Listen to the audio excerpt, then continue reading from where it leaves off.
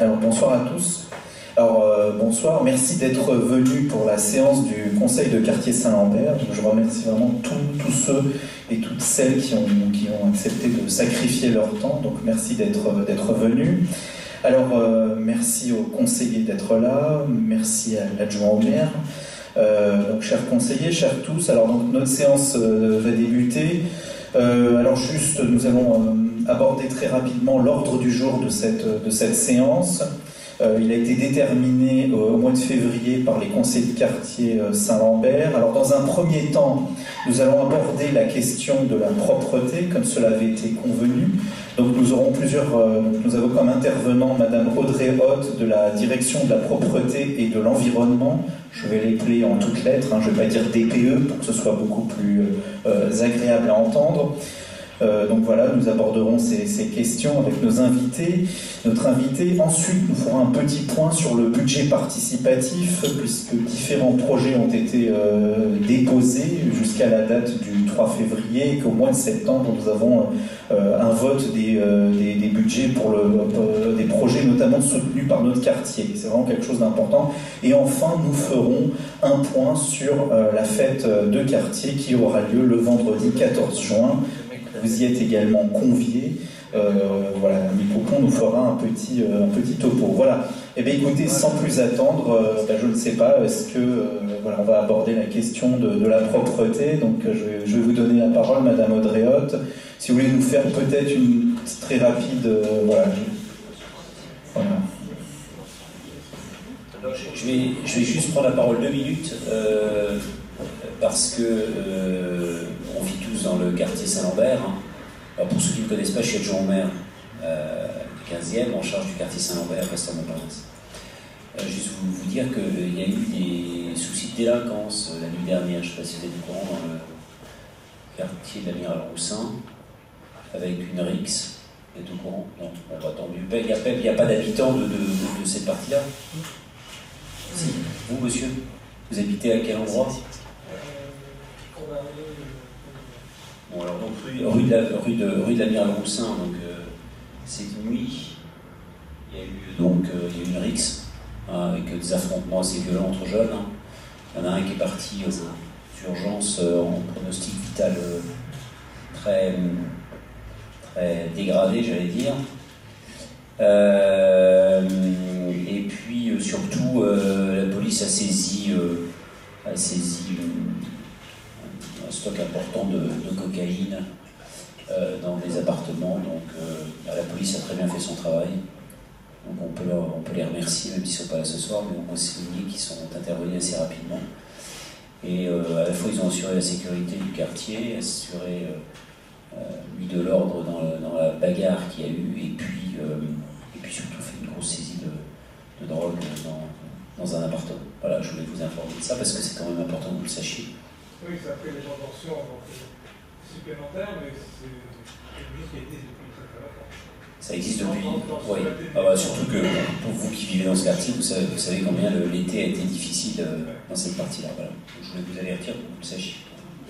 Donc, sans plus attendre, on laisse la parole à Madame Hoth. Bonsoir à tous. Je vais vous présenter rapidement comment fonctionne la propreté sur l'arrondissement. Donc, le service de propreté de l'arrondissement, il s'occupe à la fois de la propreté des rues, l'entretien des rues et la collecte des déchets.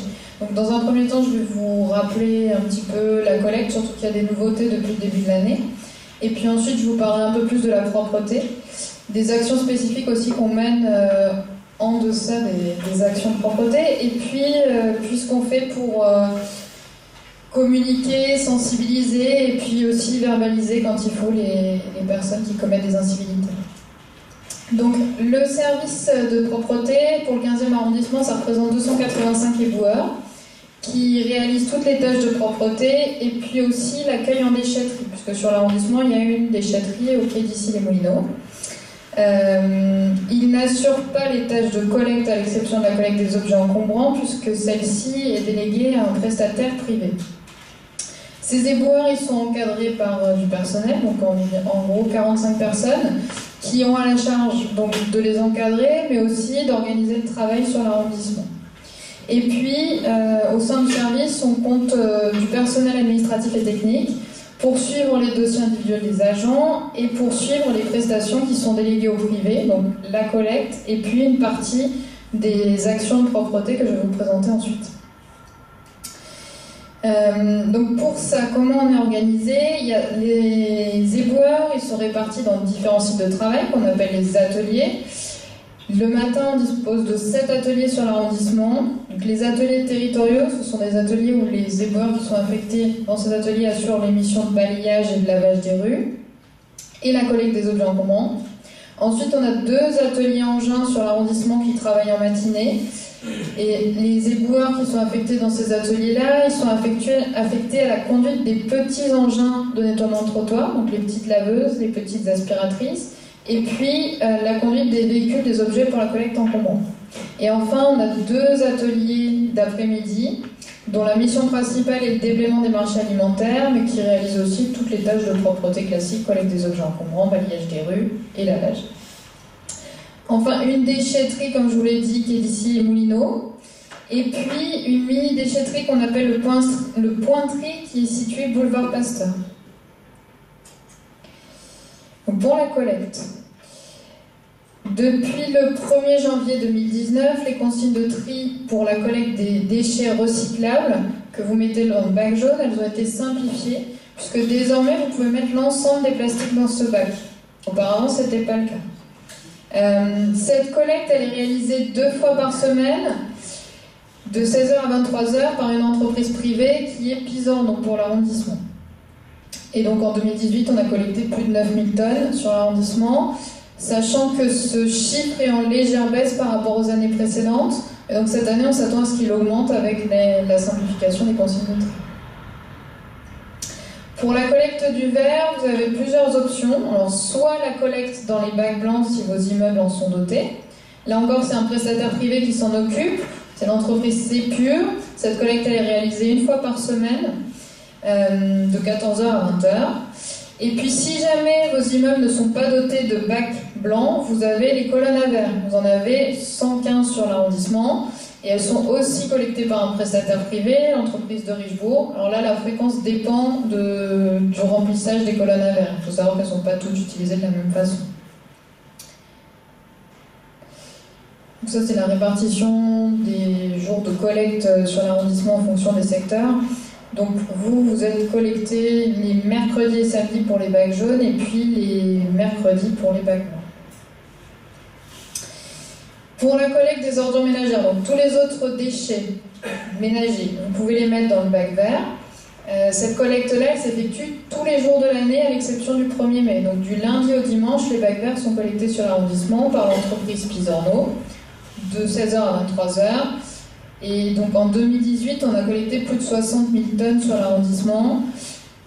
Là encore, c'est un chiffre qui est en légère diminution. Donc, cette année, contrairement au bac jaune, on s'attend à ce qu'il baisse beaucoup puisqu'il y a une partie des déchets, notamment les plastiques, que vous pouvez désormais mettre dans le bac jaune.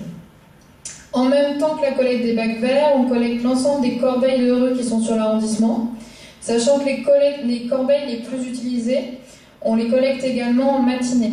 Donc certaines corbeilles sont collectées 2 fois dans la journée, voire les sacs peuvent être même changés 3 à 4 fois dans une journée, puisque le balayeur, lorsque le sac est plein, doit remplacer le sac de la corbeille. Pour la collecte des objets encombrants, alors là, c'est une collecte qui est effectuée en régie par les éboueurs de la division. C'est un service qui nous mobilise énormément, puisqu'on est l'arrondissement de Paris où il y a le plus de déchets encombrants. Pour vous donner une idée, le 18e, qui est l'arrondissement qui nous suit en termes de production d'encombrants, ils en produisent 2 fois moins que nous sur une année. Donc c'est quelque chose qui nous mobilise énormément. Alors pour ça, on a des moyens, évidemment. Tous les jours, c'est 9 à 11 véhicules qui circulent sur l'arrondissement pour la collecte de ces objets. En 2018, on a ramassé plus de 110 000 adresses. Et sur ces 110 000 adresses collectées, il y avait les 3 quarts qui étaient des rendez-vous. Donc le reste, ce sont des personnes qui déposent sans prendre rendez-vous, ce qu'on appelle nous les clandestins. La bonne nouvelle, c'est que même si le nombre d'encombrants augmente, on voit aussi la part de rendez-vous augmenter. Il y a 1 à 2 ans, on était plutôt à 2 tiers, 1 tiers. Donc aujourd'hui, on est à 1 quart, 3 quarts pour la collecte, pour les rendez-vous. Pour rappel, donc les rendez-vous pour la collecte des objets encombrants, c'est un service qui est gratuit. Vous pouvez le prendre à la demi-journée et c'est tous les jours, alors du lundi au dimanche matin. Le dimanche, on ne fait pas de collecte l'après-midi des objets encombrants, uniquement les clandestins. Et sinon, tous les autres jours, vous pouvez prendre rendez-vous pour le matin ou l'après-midi. Et c'est gratuit. Pour vos déchets compostables, si certains souhaitent valoriser les déchets compostables, donc tout ce qui est fruits, fleurs, légumes, vous avez possibilité d'avoir un composteur en pied d'immeuble. Actuellement, on a déjà 56 sites de compostage collectif sur le 15e arrondissement. Donc pour cela, il faut nous en faire la demande par mail à l'adresse que vous avez là sur l'écran, c'est peut-être pas très clair. Si jamais il y en a qui sont intéressés, je pourrais vous donner l'adresse après. Et puis la mairie d'arrondissement dispose également de ces informations. Si vous souhaitez disposer d'un lombricomposteur individuel, pareil, alors là il faudra en faire la demande à partir du mois d'avril sur paris.fr ou sur le site de la mairie d'arrondissement. Aujourd'hui on a déjà déjà délivré 93 lombricomposteurs sur l'arrondissement. Idem que pour la collecte des objets encombrants, c'est un service qui est gratuit. Donc n'hésitez pas si vous êtes intéressé. Enfin, sachez que ces déchets-là, on les collecte de façon séparée sur les marchés alimentaires dont on assure le déblaiement l'après-midi pour les valoriser. Pour ceux qui souhaitent valoriser leurs textiles dont ils veulent se débarrasser, vous avez sur l'espace public 36 conteneurs à vêtements sur l'arrondissement.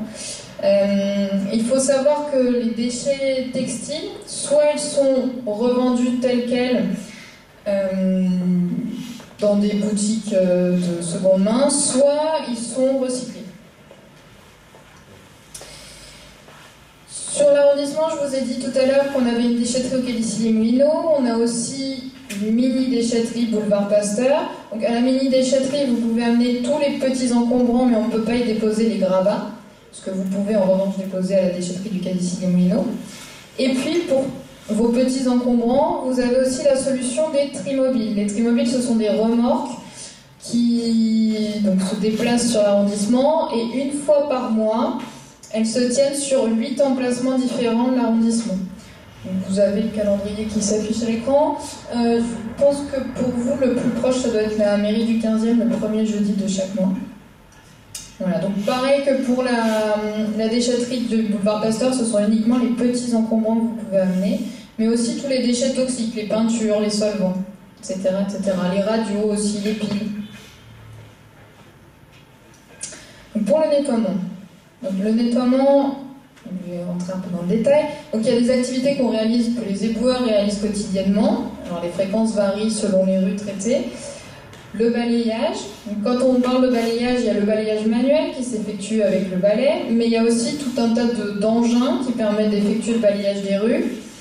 Donc, je vous ai parlé tout à l'heure des aspiratrices de trottoir, je pense que vous voyez tout ce que c'est. Et puis plus récemment, on s'est vu doter de nouveaux engins de trottoir, une partie qui a été achetée par notre direction, et puis aussi une partie qui a été achetée grâce au budget d'investissement des mairies d'arrondissement. Donc en l'occurrence, on a des petits aspirateurs de trottoir. Le petit aspirateur de trottoir, c'est ce que vous voyez sur la photo à gauche. Les micro-aspiratrices de trottoir, c'est la photo du haut. Et puis pour la période de feuilles, on a des aspire-feuilles. On en a 2 sur l'arrondissement. Ça permet de faire un meilleur travail que les boueurs qui a son simple balai. Pour le lavage des rues, donc chaque rue de l'arrondissement est lavée 2 à 4 fois par mois, voire plus, mais c'est les rues les plus fréquentées. Pour ça, on a des laveuses de trottoir, mais on a aussi des prestations de lavage à eau chaude haute pression. Ces prestations-là, elles servent notamment pour tout ce qui est point urine, point graisse, et puis les fientes de pigeons. Alors, le retrait des affiches et des graffitis, c'est aussi une prestation qu'on réalise au sein du service. Pour les affiches, c'est pas directement notre service à nous qui s'en occupe, nous on s'occupe de les recenser et de les transmettre à un autre service de la mairie de Paris qui intervient sur l'ensemble de la capitale. En revanche, pour le retrait des graffitis, c'est un prestataire privé qui s'en occupe. Vous voyez, en 2018, on a traité plus de 31 000 m² de surface en affiche et puis près de 7 000 m² pour ce qui est des graffitis. Pour tout ce qui est signalement, je ne sais pas si vous êtes au courant, mais vous avez la possibilité de nous transmettre vos signalements via l'application Dans ma rue. Cette application permet de transmettre les signalements de propreté, mais aussi tout ce qui concerne la voirie, par exemple un pot de lait cassé.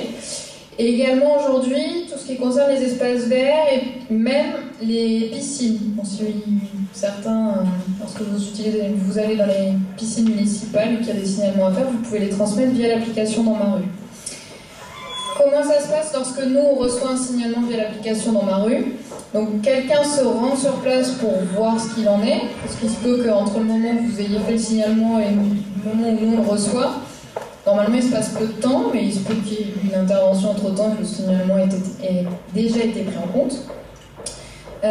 Ensuite, si l'anomalie est toujours là, on envoie des moyens pour y faire face, donc soit c'est quelque chose qu'on peut traiter immédiatement, et dans ce cas-là, on vous informe très rapidement du fait que votre anomalie a été prise en compte et on s'en est occupé.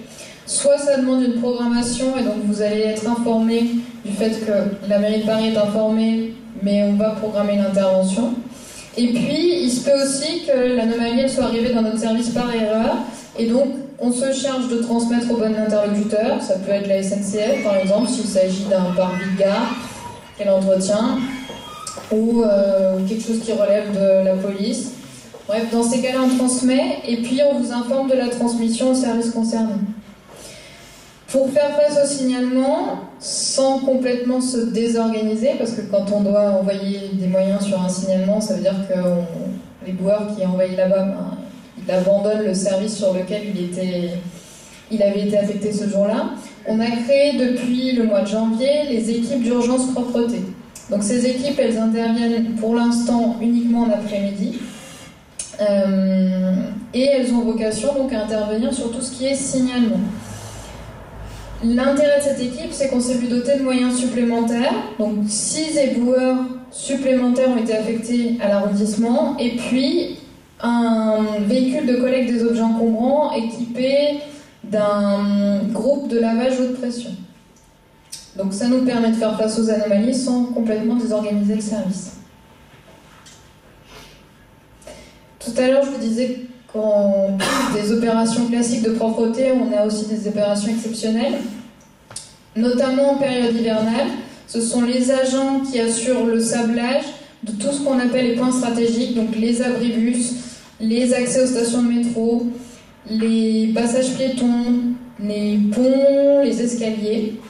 Pour tout le reste, il appartient aux commerçants ou aux habitants de déblayer devant chez eux, sur toute la longueur de l'immeuble et sur une largeur de trottoir qui peut aller jusqu'à 4 mètres, en fonction de la largeur de votre trottoir, bien évidemment.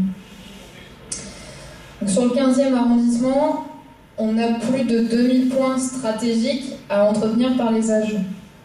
Donc, lorsqu'on est en période hivernale, en général, on passe beaucoup de temps à s'occuper des points stratégiques et la propreté est un peu délaissée. Et puis, à l'occasion des élections, ce sont les éboueurs qui s'occupent de la pose des panneaux électoraux. Ça peut représenter une charge de travail importante, puisque donc, aux dernières élections européennes, où il y avait énormément de listes qui étaient déclarées, les éboueurs ont manipulé jusqu'à 2500 panneaux pendant cette campagne électorale. Et puis on s'assure aussi de nettoyer aux abords des bureaux de vote lors des élections. Bien évidemment, à l'issue des élections, c'est aussi notre service qui nettoie les panneaux électoraux qui ont été désinstallés. Donc, on le sait tous, il y a beaucoup d'incivilités qui sont commises en matière de propreté.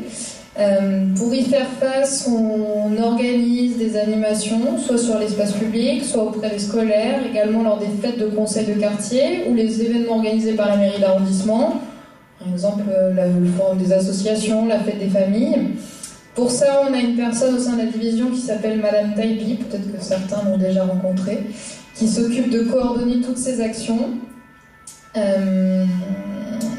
Par exemple, en 2018, elle a sensibilisé près de 7500 élèves, ce qui est énorme, c'est près de la moitié des élèves qui sont sensibilisés sur tout Paris.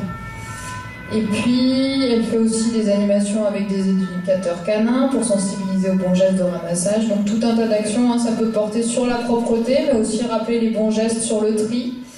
Là, en l'occurrence, elle est beaucoup intervenue sur la simplification des consignes de tri. Et enfin, lorsque les actions de sensibilisation ont échoué, on verbalise, et pour ça on travaille en collaboration avec nos collègues de la direction de la prévention, de la sécurité et de la protection, la DPSP. Depuis 2016, cette direction a été créée, elle a rassemblé tous les services verbalisateurs de la ville de Paris. Donc vous voyez en 2018 qu'il y a eu plus de 7000 PV qui ont été établis, et c'est plus de 20% en plus par rapport à 2017.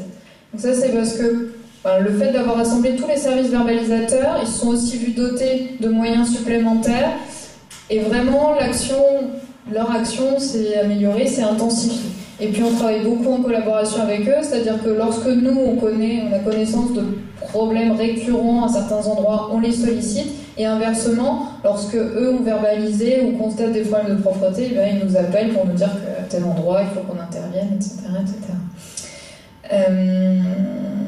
Je vous disais tout à l'heure qu'un des majeurs problèmes du 15e, c'est la collecte des objets encombrants, parce que ça représente quelque chose de très important. On voit qu'il y a 44% des PV qui ont été mis par nos collègues de la DPSP et qui concernent des dépôts sauvages. Donc ça représente bien les difficultés auxquelles on fait face, nos services font face. Mais bon, ils verbalisent tous les types d'incivilités, le jet de mégots, les épanchements d'urine, les déjections canines non ramassées, etc., etc. Je vous remercie et je vous écoute si vous avez des questions. Merci Madame Haute pour votre exposition, vous avez exposé, et on voit que vous avez une charge de travail énorme, une grosse responsabilité pour la propreté du 15e. Et j'aimerais vous poser deux questions. La première, c'est pour le tri dans les bacs jaunes. Est-ce que l'on peut mettre le polystyrène dedans? Et la seconde, c'est une suggestion. On s'aperçoit qu'avec l'augmentation de tri qu'il y a actuellement, les bacs jaunes qui sont dans les immeubles sont très très très souvent débordants. Dans quelle mesure il serait peut-être pas logique de faire 2 ramassages dans la semaine au lieu d'un seul? Oui, mais je vais répondre quand même parce que la question elle est intéressante. En fait, alors sur le polystyrène, la réponse est oui, vous pouvez le mettre dans le bac jaune désormais, ce qui n'était pas le cas avant. Et pour ce qui est de la collecte des bacs jaunes, effectivement, comme je vous l'ai dit, on s'attend à avoir une augmentation des tonnages. Donc aujourd'hui, c'est 2 fois par semaine déjà la collecte des bacs jaunes. Après, il faut voir, en général, c'est soit vos gardiens, soit des sociétés de nettoyage qui sortent les bacs jaunes. Donc s'ils sont ramassés qu'une fois par semaine, peut-être qu'ils ne sont pas sortis 2 fois par semaine, ou alors c'est qu'il y a un problème de collecte, et là il faut nous en informer, on verra ça avec notre prestataire. Mais toutefois, on s'attend à ce que 2 fois par semaine, ce soit peut-être pas suffisant. Donc je vous ai dit tout à l'heure qu'on avait un marché avec une entreprise privée. Ce marché-là, il vient d'être renouvelé, il prendra effet en juin. Donc on va rester avec le même prestataire. Mais néanmoins, ce marché, il a 2 tranches qui sont prévues. Donc la première, pendant 3 ans, on va rester sur, a priori, sur une collecte 2 fois par semaine. Et puis, il y a une tranche qui n'est pas sûre, mais qu'on peut demander, où la collecte passerait à 3 fois par semaine. Mais dans ce scénario-là, la collecte des ordures ménagères, donc des bacs verts, passerait à 6 fois par semaine au lieu de 7 fois par semaine. Mais étant donné qu'on prévoit que l'augmentation des bacs jaunes soit accompagnée d'une baisse de la production des bacs verts, ça ne devrait pas être un problème. Puis il faut savoir aussi que au niveau bacs qui sont collectés du lundi au dimanche, le dimanche, il y a quand même une très importante diminution de la présentation des bacs le dimanche. On collecte beaucoup moins le dimanche. A contrario, le lundi, c'est énorme ce qui est collecté sur l'arrondissement. Merci. Merci pour votre exposé qui est effectivement très instructif. Moi j'ai juste 2 questions. Est-ce qu'il y a une définition des encombrants? Est-ce qu'on peut mettre n'importe quoi, ou bien est-ce que il y a quand même quelque chose un peu canalisé? Et la deuxième question, est-ce que vous n'avez pas constaté, parce que moi je le vois division, une augmentation des agressions, entre guillemets, sur vos bacs de tri de linge, enfin de tri de tissu. Moi, je les vois sans arrêt escalader par des équipes à n'en plus finir de gens que je ne nommerai pas, qui saccagent tout le truc, en même partout, quoi. J'arrive pas à comprendre d'ailleurs comment ils arrivent à rentrer dedans, parce que je pensais qu'il y avait un système où on ne pouvait pas en fait retirer les vêtements une fois qu'ils étaient dedans. Alors, sur les encombrants, en tout cas sur ce que nous, on collecte,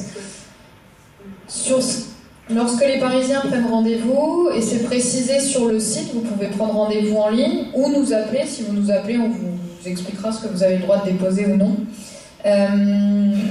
Déjà, la limite, c'est 3 mètres cubes. Donc 3 mètres cubes, bon, c'est toujours un peu compliqué de se rendre compte de ce que ça fait 3 mètres cubes ou pas le dépôt. Et puis sur ce que vous avez le droit de déposer. Vous avez le droit de déposer tout ce qui est électroménager, petit ou gros électroménager, tout ce qui est meubles, tout ce qui est... Qu'est-ce que je peux oublier ? Matelas, sommier, etc. Ce que vous ne pouvez pas déposer en revanche, ce sont les gravats. Les gravats, ils peuvent être déposés en déchetterie uniquement, mais ils ne doivent pas être déposés sur l'espace public. Bah si, les baignoires, si on les prend, les baignoires, les toilettes, les lavabos, tout ça, ça peut être déposé. La seule chose que vous ne pouvez pas déposer, ce sont les gravats et puis les déchets amiantés. Et il faut savoir aussi, en ce moment à Paris, il y a une recrudescence de la problématique des punaises de lit. Si jamais vous avez un souci avec des punaises de lit, il faut absolument nous signaler que les dépôts que vous avez, qui ont été mis sur l'espace public étaient infestés de punaises de lit, parce que dans ce cas-là, nos équipes, elles prennent des dispositions particulières pour se protéger. Et puis la question, sur les conteneurs textiles. Donc, les conteneurs textiles, c'est vrai qu'ils sont très souvent vandalisés. Alors aujourd'hui, effectivement, normalement, ils ne peuvent plus rentrer dedans parce que le modèle ne le permet pas. Il faut savoir que les éco-organismes qui collectent ces conteneurs textiles, donc pour le 15e, c'est Écotextile qui s'en occupe, ils sont sans arrêt dans la recherche de nouvelles solutions techniques pour éviter que leurs conteneurs textiles soient vandalisés. Alors, je ne sais pas comment font ceux qui les vandalisent, mais ils vont très rapidement trouver comment vandaliser les nouveaux modèles. Aujourd'hui, ils ne peuvent plus rentrer dedans, mais ça n'empêche pas qu'ils arrivent à fouiller. Mais ça, c'est sûr. Mais les éco-organismes le savent. Ils font ce qu'ils peuvent pour renforcer leur dispositif, parce qu'eux, ils ont tout à hyper grossi, que les conteneurs soient pillés. Mais oui, c'est un problème. Bonjour madame, je vais vous parler d'un point précis.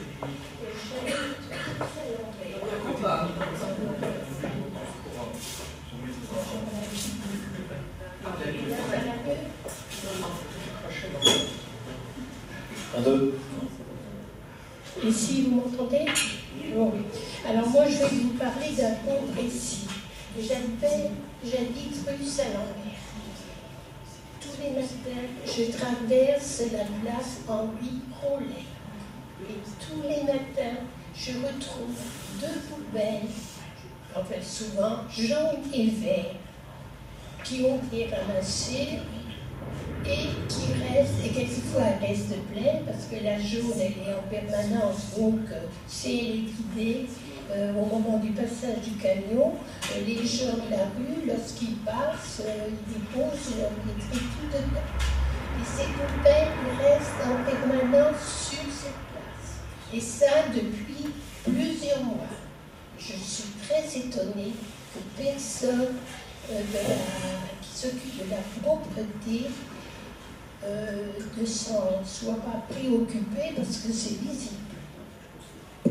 Alors je suis très pétrie de la propreté aujourd'hui, parce que moi ça m'insupporte. Parce que c'est vraiment très désagréable. On a une charmante petite place, franchement, et je ne comprends pas que personne ne se soit plaint jusqu'à présent. On a eu à un certain moment une poubelle qui venait de la rue Le Coup. Alors, pourquoi était-elle là? Enfin, un jour, elle a disparu. Voilà. Alors, pour ce qui est des bacs qui sont présentés à la collecte, donc le règlement sanitaire de la ville de Paris, il prévoit que les bacs doivent être sortis maximum 1 heure avant la collecte et doivent être rentrés 1/4 d'heure après le passage de la même. Sinon, les inspecteurs de la DPSP peuvent verbaliser. Alors bien évidemment, on n'applique pas aussi strictement que ça parce qu'on sait les difficultés d'organisation que ça représente.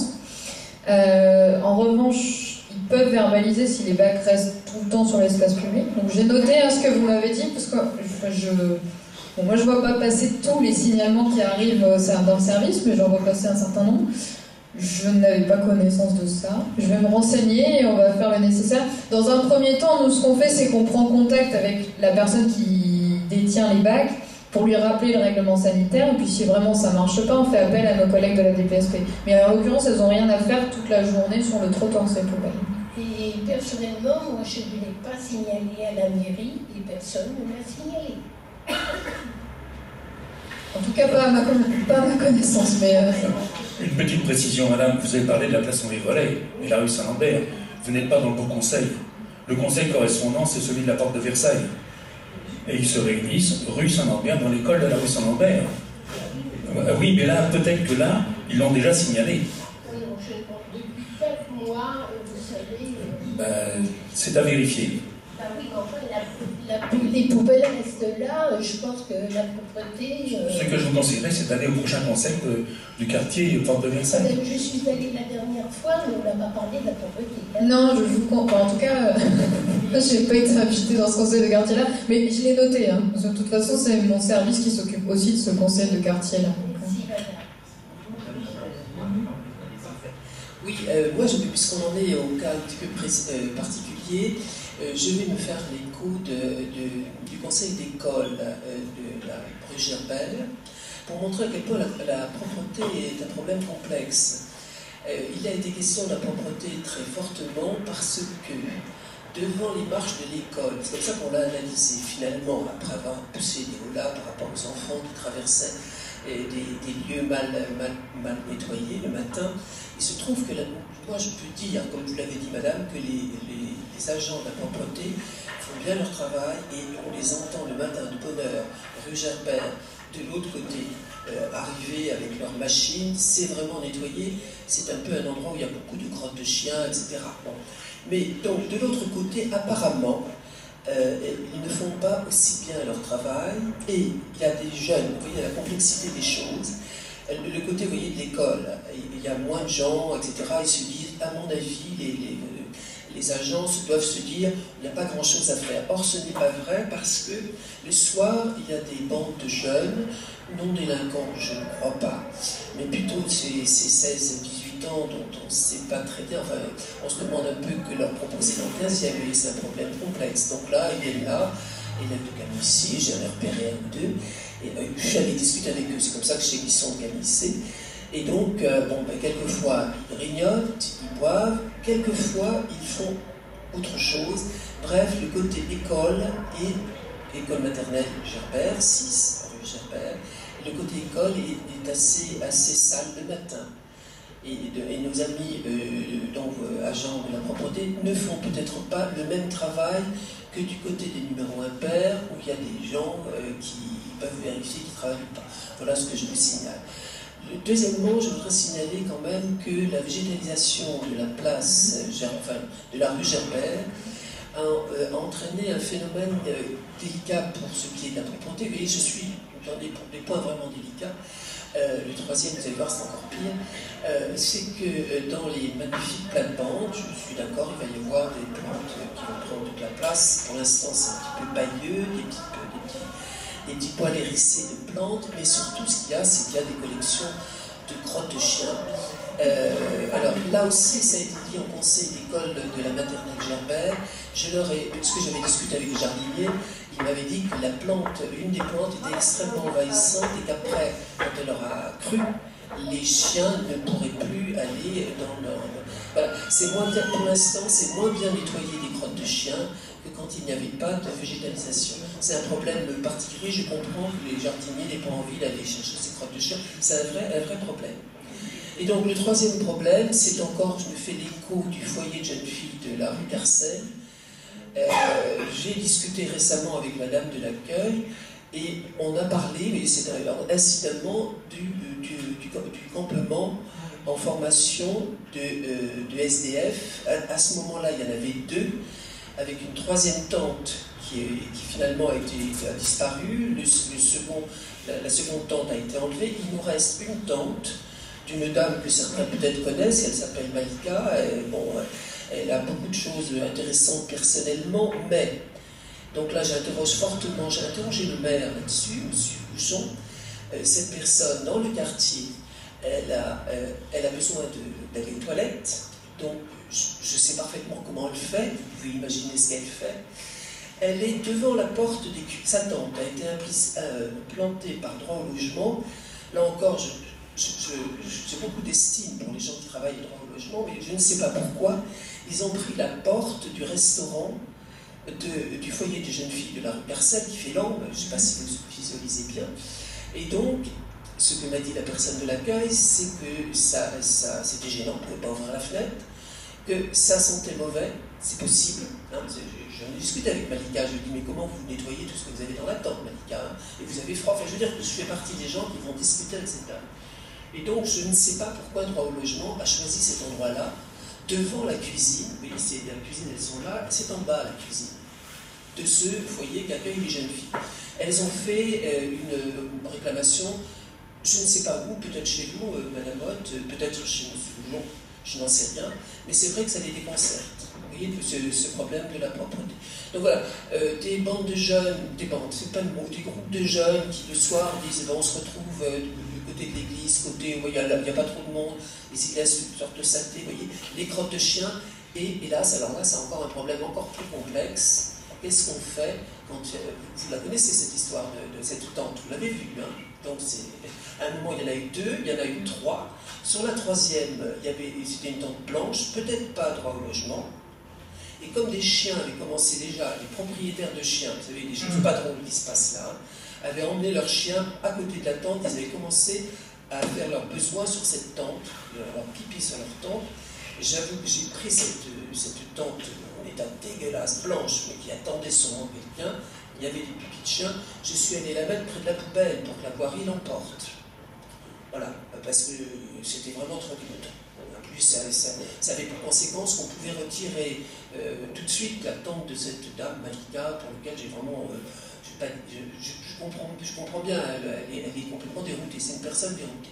Mais elle pose des problèmes de propreté. Vous voyez la complexité. Voilà. Alors, pour Gerbert, oui, c'est quelque chose qu'on connaît bien. Alors, sur la différence de traitement des deux côtés de la rue Gerbert, là, comme ça, je peux pas vous dire, parce qu'en théorie, c'est pas censé être le cas, mais je vais regarder. Bon, puis il y a aussi, alors, vous avez de la chance, parce qu'a priori, il y a des éboueurs qui travaillent bien rue Gerbert. On sait très bien qu'il y en a qui travaillent très bien, et puis on en a aussi qui travaillent moins bien, heureusement, donc c'est peut-être ça aussi. Je vais regarder, je vais me renseigner, je vais voir ce qu'il en est, puis on va essayer d'améliorer ça. Pour la partie végétalisée, j'avais eu connaissance du problème. Normalement, les agents sont censés ramasser les déjections canines lorsqu'ils effectuent leur tâche de propreté, donc on va faire un rappel pour que ce soit fait. Alors, oui, bah c'est surtout que c'est assez compliqué sur de la terre. Ouais, même, c'est plus compliqué. Mais bon, voilà, il faut le faire. Donc, hein. Et puis, je sais plus si ça a été fait, mais il me semble que nos collègues de la DPSP ils étaient déjà intervenus dans ce coin-là, donc je reverrai avec eux pour que ça se fasse. On peut aussi, si c'est pas déjà prévu, voir pour intervenir avec un éducateur canin pour sensibiliser les propriétaires de chiens du quartier aux bons gestes. Donc je vais regarder ça. Et puis enfin, par contre, la problématique SDF à cet endroit-là, je vois pas du tout, mais je vais... Sous les arbres. Ça fait 5 mois qu'elle est là. Oui, elle est d'accord. Alors, ça fait 5 mois qu'elle est là. Je crois, au moins. Elle a passé l'hiver. Du coup, pour cette problématique-là, de façon générale, on organise des actions spécifiques de nettoiement en lien avec nos collègues de la DPSP aussi, puisqu'ils assurent notre sécurité lors de ces opérations. Mais nous, ce qu'on fait uniquement, c'est du nettoyage. C'est-à-dire, nos collègues de la DPSP, ils prennent contact avec la personne, il lui demande de retirer ses affaires et de ne conserver que ses effets personnels. Donc là, la personne peut prendre ce qu'elle veut, hein, y compris la tente. Nous, on n'enlève pas la tente si la personne ne veut pas qu'on enlève la tente. Une fois qu'elle a enlevé ses affaires, on nettoie, on met un coup de propre, on enlève ce que la personne ne veut plus, et puis c'est tout. Après, si la personne veut se réinstaller, elle se réinstalle. Mais ça permet de donner un coup de propre là où il y a peut-être des souillures. Bon, après, c'est des actions spécifiques qu'on ne fait pas quotidiennement. On a une opération par semaine. Parfois, on fait des opérations ponctuelles, soit avec nos collègues de la DPSP, soit avec la police. Mais effectivement, ça ne résoudra pas complètement le problème. Pour le choix de l'emplacement, je ne peux rien vous dire parce que nous, on n'intervient pas là-dessus. Enfin, nous, vraiment, ce qu'on fait, c'est donner un coup de propre, évacuer ce qu'il y a à évacuer, et puis c'est tout. On ne peut pas faire plus que ça. C'est ce que vous pourriez faire en plus si vos agents, quand vous les verrez, je ne sais pas comment ça se passe, mais les enfants sont très sensibles à tout ce qui est éducation A. Et donc, ça serait pas mal que les agents qui nettoient côté impair, côté père, le côté d'école Gerbert, n'hésitent pas à frapper à la porte en disant qu'est-ce qui ne va pas. Parce qu'ils auront l'explication de ce qu'on trouve là-bas qui peut choquer les enfants quand ils arrivent le matin. Donc, à quelle heure, qu'est-ce qui se passe, et ça aura un retentissement dans l'école maternelle tout à fait extraordinaire. Surtout si après, il y a une petite action éducative pour voir ce que c'est que ces messieurs verts qui se promènent dans la rue. C'est extrêmement important d'éduquer les enfants. Bonsoir. Effectivement, végétaliser Paris, ça amène à dispenser les propriétaires de chiens de ramasser leur crotte. Je passe régulièrement rue Gerbert, c'est vraiment phénoménal. Mais bon. Pour le linge, vous savez comment maintenant ils opèrent avec des tiges crochetées. J'ai assisté à la scène. Et ça, c'est pas mon propos. Moi, je voudrais vous demander une chose précise. Les bacs à compost qui se trouvent dans le jardin partagé Saint-Lambert sont particuliers. Est-ce que c'est un prototype ou est-ce que, du fait qu'il y a des rats, vous avez aménagé ce type de compost? Parce que j'ai été ce week-end sur les quais de la Seine, là, pour la fête des Berges, où vous aviez une unité qui présentait le compost. Je leur ai posé la question, pour eux, ils ne connaissaient pas ce type de compost, de bac à compost, hein, je veux dire. Donc je voudrais savoir si c'est un prototype ou si c'est très particulier à Saint-Lambert du fait des rats. Merci.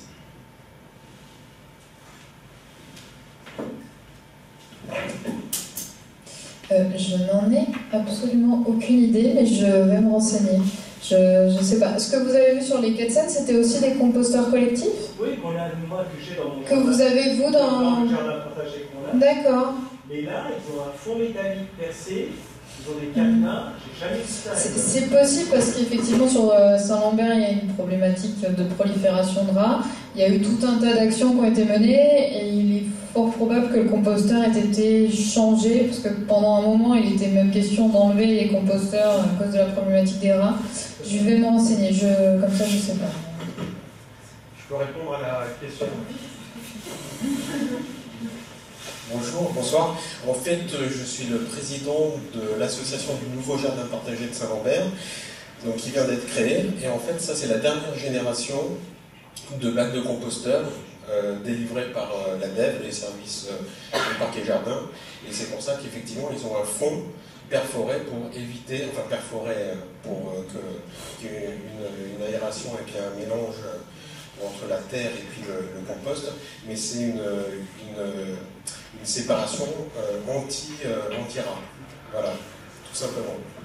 Donc tous les nouveaux bacs de compostage de la ville de Paris sont ce nouveau système. Il faut informer les services compétents et les services parce que visiblement ils ne connaissent pas ce modèle. Merci beaucoup. Non mais effectivement, parce que c'est pas notre service directement qui met à disposition le composteur, on a des services dans notre direction centrale qui reçoit les mails à l'adresse mail que je vous ai donnée tout à l'heure. Si nous on reçoit des demandes, évidemment on leur transmet, mais c'est vrai qu'on n'a pas forcément toutes les infos, mais au moins je l'ai grâce au monsieur. Merci.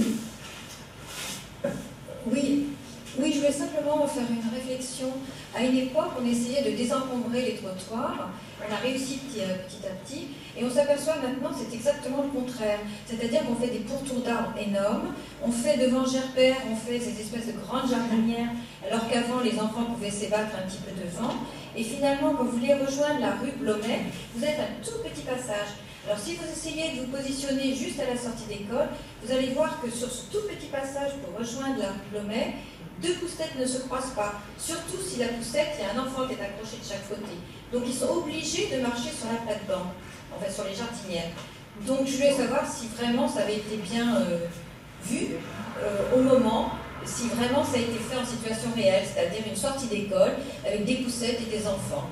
Et que c'est un petit peu dommage d'avoir fait des espèces de trottoirs, parce que c'est pas un trottoir, c'est un trottoir. Donc, alors qu'avant, les enfants pouvaient s'ébattre devant l'école. Surtout la jardinière qui est juste devant les marches de l'école.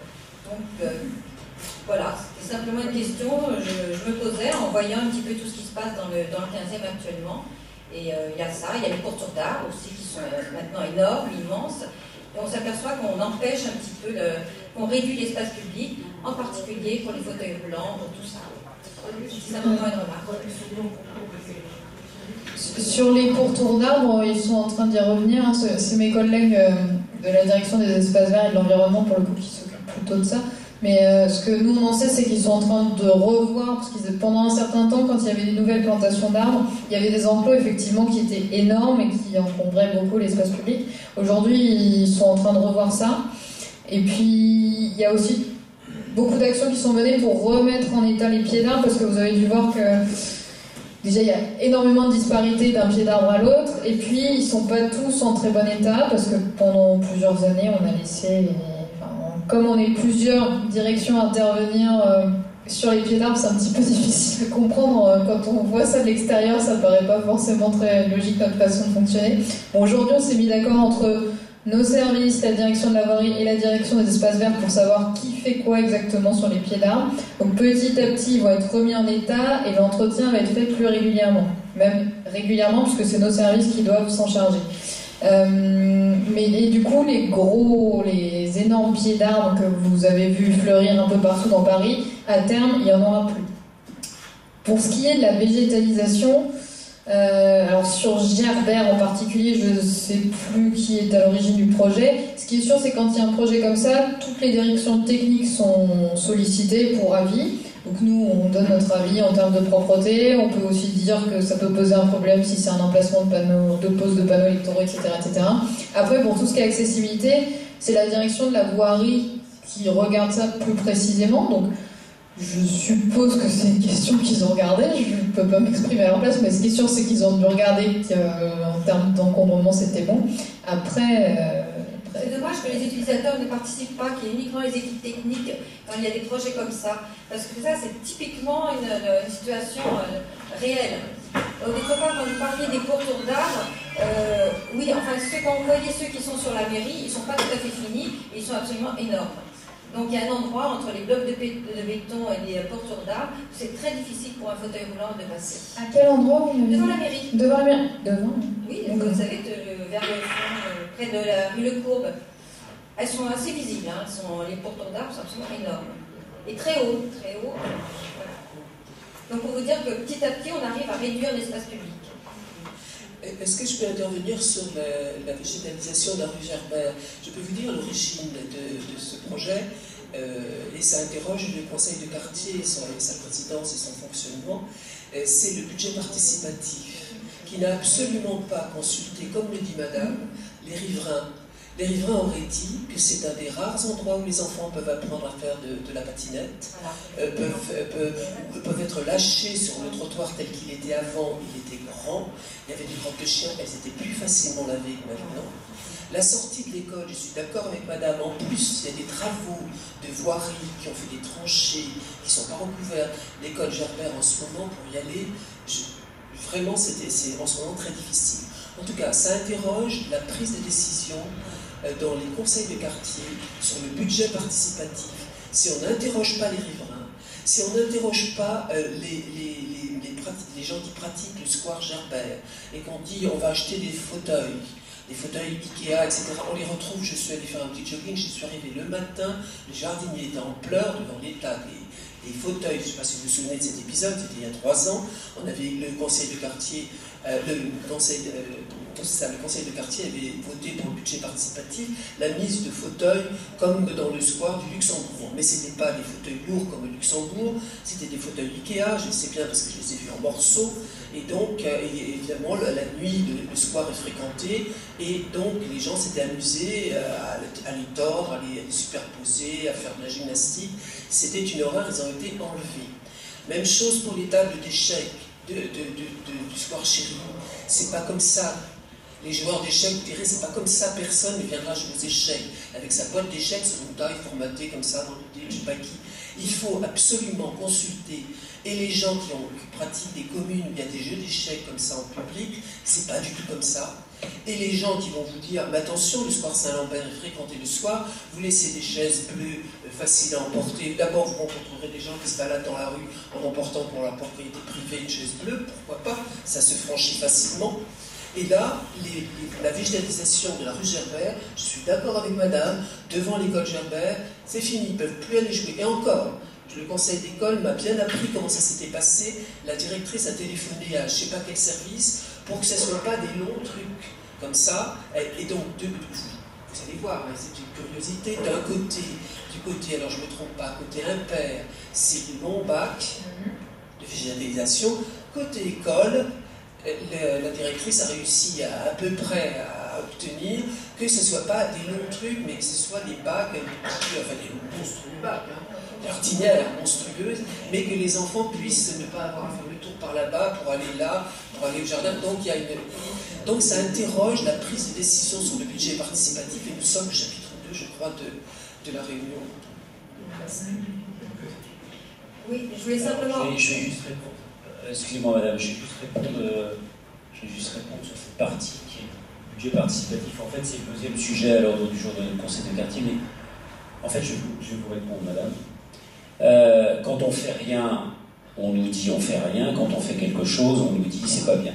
Bon. En fait, c'est à peu près ça. Enfin, je résume. Moi qui suis depuis quelques années, quand on fait quelque chose, c'est pas terrible. Quand on fait rien, on nous dit vous servez à rien. Donc, en fait, résumé, je sais pas s'il faut faire quelque chose. Et beaucoup de gens sont dans la salle que je connais depuis très longtemps, savent que Dieu sait si je m'investis dans ce quartier, et qu'en fait, plus on s'investit, plus on s'aperçoit que ça ne sert pas à grand chose. Donc je me demande si on va continuer à faire quelque chose. Mais en fait, pour reprendre les différents... Pardon ? Vous êtes un peu déprimé, là. Oui, c'est votre Non, je ne suis pas du tout déprimé. Si, un élu ne doit jamais s'exprimer ainsi, monsieur. C'est absolument désolant. Désolant d'avoir une parole de ce type. Alors, vous avez 1000 façons de répondre. Quand vous avez... Alors, attendez, laissez... Mais vous ne me laissez pas répondre. Bah non, parce que pour entendre ce que vous venez de dire, c'est navrant. Alors, on va tous s'en aller. Je vais vous expliquer pourquoi on va boire un coup à côté, ça va nous remonter le moral. Alors, allez chercher de quoi boire. Il y a un bistrot ouvert. On va tous boire et goûter dehors. C'est gagné, monsieur. Bon, on ne va pas rentrer dans cette polémique. Je vais vous dire, je peux juste vous répondre sur les fauteuils. Il y a les fameux fauteuils. Les fauteuils ont été décidés ici dans cette enceinte. On a dépensé l'équivalent de 20 000 € pour des sièges. On a tous voté dans cette salle pour avoir des sièges confortables dans le square Saint-Lambert. Ces sièges ont été tous détruits, vandalisés, cassés, volés, embarqués. Ça a duré une semaine. Alors, madame, je comprends que vous ne soyez pas content de mon propos, mais il y en a quand même un peu ras-le-bol de voir que l'argent public que l'on décide collectivement pour le bien-être public finisse de cette manière-là. C'est un peu prévisible. Les tables d'échecs, même chose. On décide de faire des tables d'échecs parce qu'il y a des associations de joueurs d'échecs qui nous disent on a besoin de tables d'échecs. Les tables d'échecs, elles sont pas inventées comme ça dans un coin. Je dirais que les tables d'échecs, elles sont dessinées avec un format de table d'échecs pour jouer aux échecs. Donc on fournit des tables d'échecs aux associations d'échecs. Les associations d'échecs nous disent « Ah, mais c'est pas, les carreaux sont trop grands, sont trop petits, on peut pas déplacer les pions, on est trop éloigné du centre de la table, faut qu'on se lève pour aller au milieu de la table, etc. » Bon. On végétalise, ce qui est très bien, parce qu'on nous demande de végétaliser, on végétalise, etc. D'ailleurs, vous avez observé que dans le square Saint-Lambert, on est en train de faire un jardin partagé qui est remarquable, qui est juste très très beau. On va inaugurer d'ailleurs le jour de la fête de quartier, le 14 juin. Bon. Ce que je veux dire, c'est que on est dans une dynamique positive, on essaye de faire des choses, mais il nous appartient aussi tous collectivement de réaliser qu'il y a une multitude de gens qui s'amusent à tout dégrader, à tout casser. Mais si, c'est la réalité. C'est la réalité. Alors, on dit, on installe des bancs, par exemple, et puis après, en conseil de quartier, on me dit, ah maintenant, il ne faut plus mettre de bancs parce qu'il y a les SDF qui s'installent sur les bancs. Donc, supprimons-nous les bancs. Donc, on supprime les bancs. On met des chaises à la place. Les chaises ne vont pas parce que les personnes âgées trouvent que les chaises ne sont pas assez confortables. Bon, etc., etc. Ceci dit, il y a un budget participatif dans lequel on s'est inscrits tous. On a encore déposé, je crois, 5 ou 6, bon, on en parlera tout à l'heure, mais on a 5 ou 6 projets extrêmement intéressants pour le quartier, dans le cadre du budget participatif, avec de la rénovation de l'espace public, des parkings pour les 2 roues, parce que aussi les gens me disent on ne peut pas mettre nos vélos parce qu'il n'y a pas assez de racks, donc on multiplie les racks à vélo, etc., etc. Donc on fait des choses, et il y a des choses qui marchent. Mais là, en l'occurrence, dans ce que vous dites, c'est totalement désolant. Moi, ce que je veux dire, c'est qu'on ne va pas se mettre derrière chaque banc, chaque chaise. Le square Saint-Lambert, vous le connaissez, qui est un square magnifique, on essaie de faire plein de choses dedans. Il faut savoir que la nuit, il est fréquenté par des gens qui viennent le détraquer, qui viennent l'abîmer, qui viennent le salir, qui viennent emporter les mobiliers urbains qu'on installe. C'est quand même désolant. Enfin, on peut quand même reconnaître cette désolation.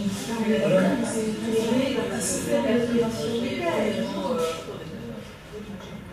Oui, la nuit, il n'y a pas des tournées de police ou d'agents qui pourraient verbaliser, enfin attraper ces gens-là, toutes ces incivilités qui sont faites.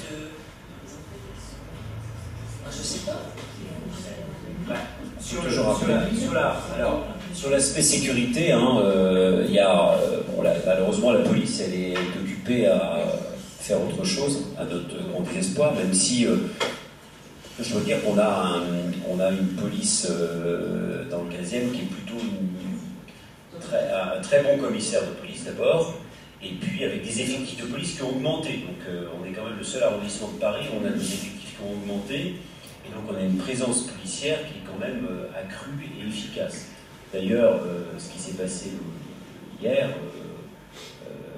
oui, l'amiral Moussin, ils ont été d'une efficacité extrême et on les remercie.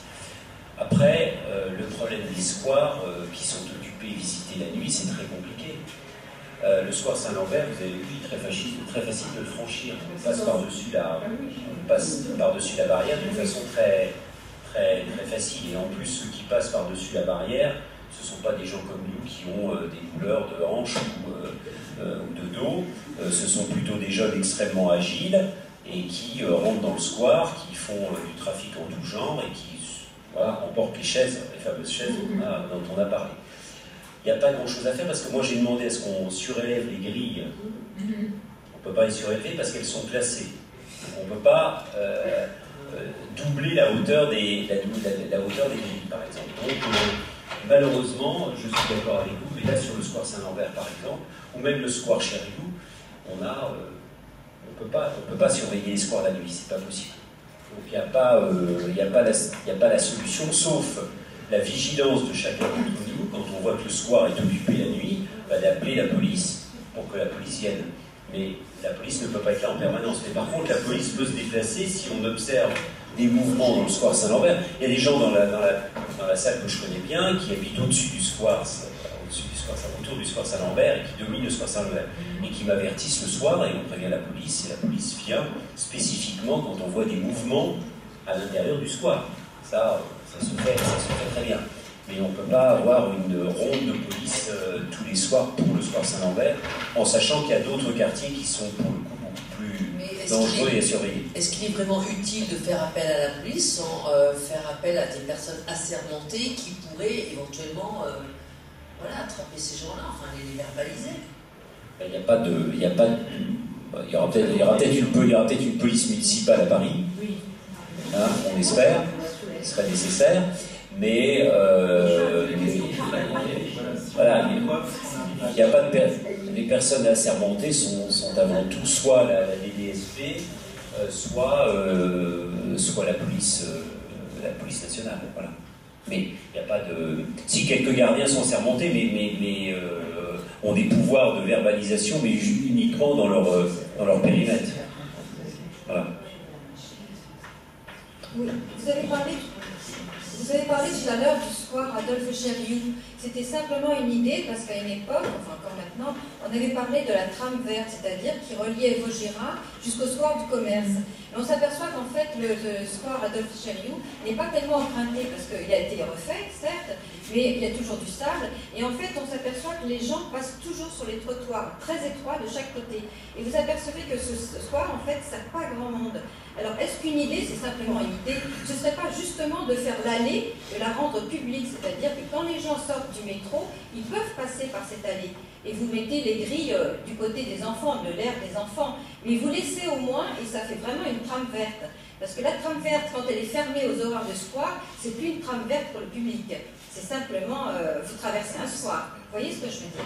Tandis que si vous retirez, si vous rendez public cette grande allée, au moins les riverains profitent du square et il n'y a plus ce problème qui rentre dans le square où voilà, ça devient une allée centrale qui peut rejoindre. C'était simplement une idée parce qu'on met toujours des barrières, partout, et en fait personne n'en profite. Alors le square est, votre idée est très bonne madame, mais le square est classé et quand on l'a refait, on a été obligé de se conformer au plan historique du square, puisqu'on a même eu un sujet avec quelques-uns d'entre vous sur l'emplacement des bancs. Les bancs, on les a tournés dans l'autre sens, parce qu'ils étaient tournés pas dans le bon sens par rapport au square historique. Donc ce que je veux dire, c'est qu'on est pris par des contraintes qui sont réglementaires, qui empêchent certaines choses. Et par ailleurs, on ne peut pas laisser le square ouvert la nuit. Et puis naturellement, vous avez observé, pour prendre un autre exemple un peu qui correspond un peu à ce que vous venez de dire, quand il y a des travaux sur la rue, vous savez, on demande aux gens de traverser sur le trottoir d'en face. Il y a des passages cloutés, des passages jaunes qui sont matérialisés provisoires, mais on demande donc aux gens de changer de trottoir pour ne pas rester sur le trottoir qui n'existe plus. Et vous apercevez que les gens ne le font pas. En fait, les gens sortent du métro et quasi mécaniquement, probablement quasi les yeux fermés, ils descendent le square ou ils remontent le square sans se dire on pourrait traverser le jardin. Non, parce qu'il y a du sable, on n'a pas trop envie de se mettre du sable sur les chaussures. Et en plus, le square, c'est fermé, il y a des horaires. Alors là, on peut pas. Le problème, c'est qu'on ne peut pas goudronner un jardin. Non, pas goudronner, mais on pourrait faire une allée centrale. Et en plus, le sable dont vous parlez, moi je suis allé voir, c'est un sable qui est collé. Avec un revêtement qui alors bien sûr ça salit les chaussures quand il pleut, mais sinon oui, alors, du coup, c'était simplement une constatation de voir que les gens se tordaient les pieds sur les trottoirs étroits à côté, sur chaque côté du square, et que ce soir, quand vous regardez, et franchement, presque toute la journée, il est vide, à part le petit coin pour les enfants. Donc je trouvais que c'était dommage que personne ne profite justement de ce square. Voilà. Alors quand il était fermé, on recevait 10 lettres par jour ou des messages par jour disant mais quand est-ce que vous l'ouvrez, c'est inadmissible, vous fichez de nous, il fait beau, on ne peut pas aller dedans. Puis depuis qu'il est ouvert, il est peu fréquenté. Donc je ne comprends plus rien moi, parce que mais moi je suis complètement d'accord avec vous, j'aimerais que les gens traversent par ce square. En plus il est magnifique, et en plus il a été refait, et vous avez vu qu'on a avec des gens qui sont dans la salle, on a choisi des essences de plantes, on a replanté des rosiers, on a choisi la couleur des rosiers, on a fait un travail considérable avec beaucoup d'entre vous pour que vraiment on ait quelque chose de beau. Et je sais pas, il est plus pratiqué ce soir. C'est comme si les gens avaient pris l'habitude qu'il était fermé, en fait. Est-ce qu'on peut pas faire quelque chose avec la trame verte, justement? Est-ce qu'il n'y a pas un moyen de trouver la faisabilité de ça, justement? Puisqu'on parle de la trame verte entre justement le square Adolphe Charliou jusqu'au square Commerce, est-ce qu'on ne pourrait pas se pencher un peu sur la question en disant c'est quand même idiot d'avoir dépensé tant d'argent pour ce square, finalement c'est un square vitrine, quoi, personne n'en profite. Donc est-ce qu'on ne pourrait pas regarder au près Vous habitez autour du square? Vous habitez autour du square? Pas vraiment autour du square.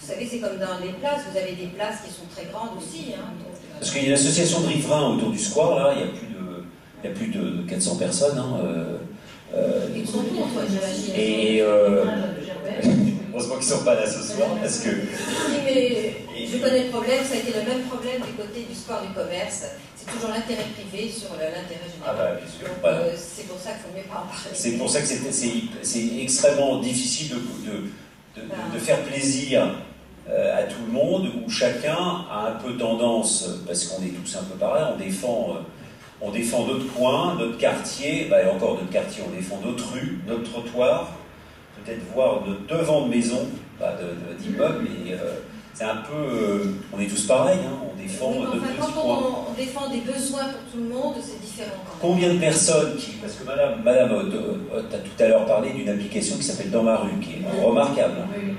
Combien est-il de personnes, je pourrais faire le test dans la salle, hein, combien est-il de personnes qui utilisent cette application en dehors de leur propre rue? Très peu. C'est-à-dire que vous vous promenez dans Paris, vous voyez des déchets, vous dites « Oh, ras-le-bol, c'est ce merdier, c'est dégoûtant, ça peut plus durer, etc. » Combien de gens photographient avec leur smartphone les déchets, envoient sur l'application Dans ma rue, alors qu'ils sont à l'autre bout de Paris et qu'ils ne sont pas concernés? Peu de gens le font. Parce que, voilà, on n'y pense pas, ou on se dit, voilà, on a assez de problèmes dans notre coin, et alors qu'on devrait tous avoir ces... Pardon? Il y en a qui ne savent pas faire.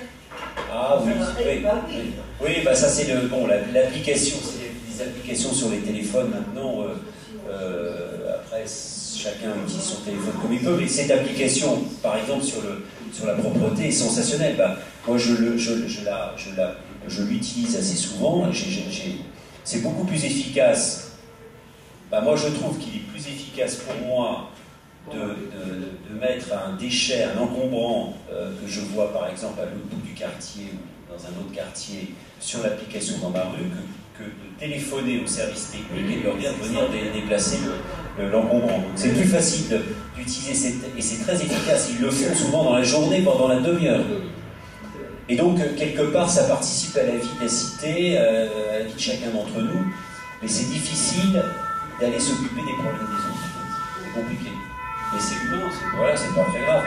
Mais, vous voyez, je pense que, pour rejoindre ce que vous disiez tout à l'heure sur le square, bon bah, ça a été très compliqué, hein, cette histoire de square, hein, parce que pendant des mois et des mois, on en a parlé ici, on a fait un travail considérable, on a choisi les plantes, on a choisi le mobilier, on a déplacé les bancs, bah, vous n'imaginez pas tout ce qu'on a pu faire. Oui, et vous l'avez rendu accessible aux fauteuils roulants. Voilà, pardon. Vous l'avez rendu accessible aux fauteuils roulants, ce qui n'était pas le cas avant. Oui. Et puis on a fait un espace pour les jeunes enfants qui a été reconnu comme étant un espace très confortable pour les jeunes mamans, où on a des gens qui nous disent quand même que c'est quand même plus propre qu'avant. Et avant c'était du sable qui se salissait très vite, alors que là c'est une matière qui se nettoie très facilement. Donc c'est plutôt plus propre et plus sain. Pour ce qui est de la partie enfant, en tout cas. Justement, c'est vrai que la partie enfant est très bien. Simplement, juste une petite remarque, c'est souvent les 6-10 ans qui sont oubliés. Et justement, dans cette optique, dans beaucoup de quartiers, dans plusieurs quartiers, vous avez une rue aux enfants. C'est-à-dire pour les 6-10 ans, pour qu'ils puissent jouer à la trottinette, pour qu'ils puissent faire un peu de vélo. Et dans notre quartier, il y en avait une qui avait été proposée, je crois qu'il y a eu un problème de faisabilité. Donc, est-ce que nous, on ne pourrait pas, le 15e, la proposer, par exemple, du côté de la rue Formigé, qui se trouve à côté, qui serait dans le prolongement un petit peu de la rue Léon Séché. Et l'avantage, c'est qu'elle se trouve juste à côté du square. Donc, ce qui veut dire que les parents pourraient en même temps surveiller les enfants des deux côtés, c'est pas très loin. Donc il y a plusieurs propositions à faire dans le quartier. Donc c'est soit ici, soit ça peut être le long du square du commerce. Vous avez deux très belles allées qui ne servent absolument à rien, il n'y a aucune circulation. Donc, mais je pense qu'on pourrait faire quelque chose pour les enfants de 6-8 ans, parce qu'effectivement, on leur rétrécit de plus en plus leur espace. On pense aux petits, on pense après aux milieux avec les jeux de boules, vous en avez un peu partout maintenant dans les squares, mais il y a la catégorie des enfants des 6-8 ans qui sont un peu oubliés. Non, je suis complètement d'accord avec vous. Et d'ailleurs, quelque part, la rue Léon Séché était au départ faite un peu pour ça. Alors cette rue Léon Séché, c'est un peu un naufrage, hein, vous l'avez vu, parce que en fait le principe, vous connaissez le principe de la rue Léon Séché, hein, ce sont les habitants de la rue qui sont chargés d'entretenir les bacs végétalisés qui sont sur l'espace public. Et en fait, moi j'ai réuni des dizaines de fois les habitants de cette rue Léon Séché. En fait, personne n'a envie d'entretenir le bac qui est en face de chez lui. Il se dit c'est le boulot de la ville, on paye des impôts, donc ils n'ont qu'à le faire. Sauf qu'on a installé vous savez, des réservoirs d'eau, on a installé un certain nombre de choses pour permettre d'arroser en particulier. Et avec la ville de Paris est prêt à changer les arbustes, prêt à changer les bacs, remplir les bacs quand les arbustes sont dégradés, etc. Mais les arroser, ça pourrait prendre 5 minutes par des riverains qui pourraient le faire à tour de rôle, par une association locale, etc. C'est aussi ça la vie participative dans un quartier. Mais j'espère que ça viendra. Mais il y a des expériences qui fonctionnent très bien. Je pourrais parler quelqu'un dans la salle qui je pourrais passer la parole, qui me sourit à l'instant, qui connaît très bien le sujet. Alors, vous pouvez dire un mot sur ce qui a été fait dans le quartier, qui marche très bien, sur la vie participative végétale. Je vous laisse dites un mot, parce que c'est vraiment très bien ce qui a été fait de votre côté aussi. Oui, bonsoir. Oui, on n'a pas le privilège d'avoir de fontaine, on n'a rien, on prend l'eau du caniveau, mais... Précisez où c'est, parce que c'est très intéressant. C'est derrière l'école Modigliani, c'est-à-dire du côté de Brassens. Vous avez une petite place avec 10 arbres qui ne portent pas de nom. On l'a appelé la place aux fleurs. On a planté tous les pieds d'arbres en laissant 3 pieds pour les chiens. Et puis on y organise des fêtes, on célèbre Noël, enfin on fait un tas de choses avec les riverains. Et c'est vrai qu'il faut une association, il faut une volonté. Mais ça ne coûte pas grand-chose, ça coûte simplement la volonté de faire quelque chose ensemble. Voilà. Donc ça marche en fait. Quand les riverains d'une rue, ou d'un trottoir, ou d'un espace se mobilisent pour que ce soit propre, que ce soit calme, que ce soit entretenu, que ce soit végétalisé, etc. Parce que nous, on peut dans le 15e, on met très souvent des bacs. On en a mis rue de Vaugirard, de l'autre côté du métro Vaugirard, dans un renfoncement, je ne sais pas si vous avez vu, mais on a mis 5 bacs, et ce sont les riverains qui les entretiennent. Et ça pousse très bien, donc les riverains se sont mis d'accord, ils ont fait une petite association locale, ils entretiennent les bacs. Nous, on change les plantes de temps en temps quand elles meurent, mais ça marche très bien. On a fait ça aussi du côté de Pasteur Montparnasse, rue de l'Astrolabe et rue du Montenaire. On a mis 5 bacs aussi, ce sont les riverains qui entretiennent, et quand les arbustes sont morts, on les change. Et ce sont les riverains qui arrosent, qui s'en occupent, qui les taillent, etc. Et en fait, quand les riverains s'investissent dans leur espace qui les concerne, pour que ce soit propre, vous vous souvenez, à une époque, les gardiennes nettoyaient le trottoir, passaient un coup de... Et elles ne le font plus parce qu'elles... Voilà, elles ne le font plus parce qu'il n'y a plus de gardiennes en plus. Mais bon, elles ne le font plus. Mais vous voyez, quelque part, si chacun s'investissait dans son petit coin, eh bien, on pourrait avoir des micro-quartiers dans le quartier qui puissent être des quartiers de très bonne qualité. Et ça, c'est pas compliqué, en fait. C'est juste une volonté collective. On est en plus dans dans des zones où il y a des immeubles suffisamment hauts, avec suffisamment de locataires ou de propriétaires d'immeubles, d'appartements. Il suffirait que chacun se mette d'accord pour nettoyer en bas de chez lui, ou dans sa rue, ou dans son coin, avertir, prévenir, etc. Et c'est pas compliqué. Et ça marche très bien dans certains coins. Dans certains coins du 15e, et même dans certains quartiers du 15e, ou dans des parties de rue. Donc, moi, je vous invite à le faire si vous avez des gens motivés autour de vous qui ont envie de valoriser l'espace dans lequel vous habitez. Pour autant, la mairie vous accompagnera sur des bacs à fleurs, sur des choses comme ça. Là, on est prêt à le faire, bien sûr. Mais après, vous savez, c'est l'entretien, c'est le quotidien, où là, c'est un peu d'investissement de chacun d'entre nous. Moi, j'allais dire pour reprendre une expression moi, dans ma rue, je passe mon temps avec mes voisins à soit entretenir les bacs, soit arroser les plantes, et ça marche, en fait. Donc, c'est possible. Merci de votre réponse. C'est très, très optimiste. Merci de votre réponse qui montre l'attention que vous portez aux détails. Vous avez malheureusement abordé cette rue de Léon Séché. Je voudrais vraiment signaler, avant qu'il n'arrive un accident que je redoute, chaque fois que je vois quelqu'un qui passe du trottoir à cette petite place qui s'est constituée, c'est l'extension tout à fait curieuse qui a été autorisée au bénéfice de la terrasse du restaurant. En effet, la terrasse du restaurant occupe la totalité, je dis bien la totalité du trottoir. Alors, je sais bien que l'obtention d'une occupation de terrasse est un des sujets diaboliques qui ne satisfera jamais personne. Alors, je n'habite pas directement là, c'est vraiment l'intérêt général. Mais je vous assure que quand vous montez sur le petit trottoir qui vient du cinéma Chaplin et que vous voulez traverser la rue Vaugirard, la rue Lecourbe, qui est quand même un trachet de trait, etc., tout d'un coup, vous avez, alors très bien entretenu, hein, alors là, très bien entretenu, la terrasse de ce restaurant auquel il a été accordé l'autorisation d'occuper, je vous assure, hein, la totalité du trottoir. Je n'ai jamais vu ça.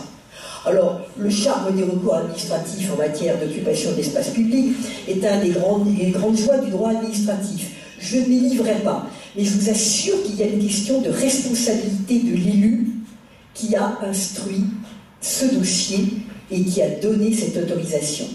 Je vous remercie beaucoup. Je voulais simplement rajouter, justement, vous parlez de l'Armandie, et c'est l'Armandie, tout à fait. Et en fait, l'Armandie était parfaitement conscient de cet avantage qui a été acquis, et on s'est battu pour que l'Armandie mette une petite passerelle. Et ça a été très long, parce qu'elle n'avait pas l'autorisation de la mairie, parce que ça n'était pas aux normes. Donc actuellement, vous avez quelque chose, une espèce de petite passerelle. Je ne sais pas si les fauteuils roulants, c'est vraiment conforme pour les fauteuils roulants, mais ils ont été obligés de le faire. Et c'est vrai que ça n'avait pas été prévu. L'autorisation a été donnée pour l'extension de la terrasse de l'Armandie et rien n'avait été prévu pour les fauteuils roulants. C'est-à-dire que vous arrivez à la fin, juste vous êtes bloqué devant la terrasse, il n'y a rien. Donc maintenant, il y a une espèce de petite passerelle, très jolie, avec des jardinières, mais je ne sais pas vraiment si c'est efficace pour un fauteuil roulant. Mais en plus, la rue Léon Séché, il y a de beaux pavés, et évidemment, les fauteuils roulants, c'est bien de concevoir de belles choses végétalisées, mais il faut penser qu'il y a quand même des fauteuils roulants, des poussettes, des caddies, des tas de choses comme ça. Si jamais il y a un accident, la responsabilité civile... Alors, parlons de l'Armandie. Alors, d'abord, l'Armandie avait demandé une autorisation d'une terrasse, j'allais dire 5 fois plus grande que ce qu'elle est actuellement, c'est-à-dire qu'ils voulaient carrément empiéter sur la placette que l'on a faite, qui va être d'ailleurs très belle au fil du temps, hein, parce que quand les arbres vont pousser, ça va être très agréable à cet endroit. Surtout qu'on a encore le projet de mettre une fontaine au milieu. Fontaine à eau. Vous savez, les fontaines anciennes là, qui sont superbes avec les... donc l'Armandie avait demandé une terrasse 3 ou 4 fois plus grande, c'est-à-dire carrément allant au milieu de la nouvelle placette. Bon. Donc évidemment ça a été refusé. Les autorisations de terrasse sont délivrées par la mairie centrale de Paris.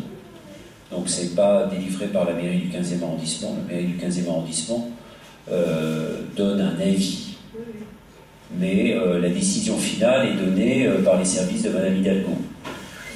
Il faut savoir que le sujet des terrasses, Madame, vous avez raison de le dire, c'est un vaste sujet très compliqué, puisqu'il y a beaucoup d'argent en jeu, puisqu'il y a des redevances qui sont versées chaque année, qui sont extrêmement importantes à la ville de Paris. J'ai jamais trop compris comment ça fonctionnait, il y a des mètres carrés, occupables, bon, bref, mais tout ça est réglementé par le code communal, le code municipal. Et donc, par conséquent, c'est pas le 15e arrondissement qui a donné cette autorisation à ce restaurant d'aller comme ça sur le trottoir. Alors ils sont restés sur le trottoir. En effet, je suis d'accord avec vous, mais il y a un problème de passage qui n'est pas respecté. Mais en fait, comme les services de la ville passent régulièrement pour contrôler s'ils occupent bien l'espace public convenablement, ils font très attention parce que les amendes à la clé, donc en fait ils occupent l'espace public comme on leur a donné. Donc c'est-à-dire que c'est une décision qui a été prise probablement pas comme il fallait, ou tout au moins d'une façon un peu exagérée sur l'occupation du domaine public.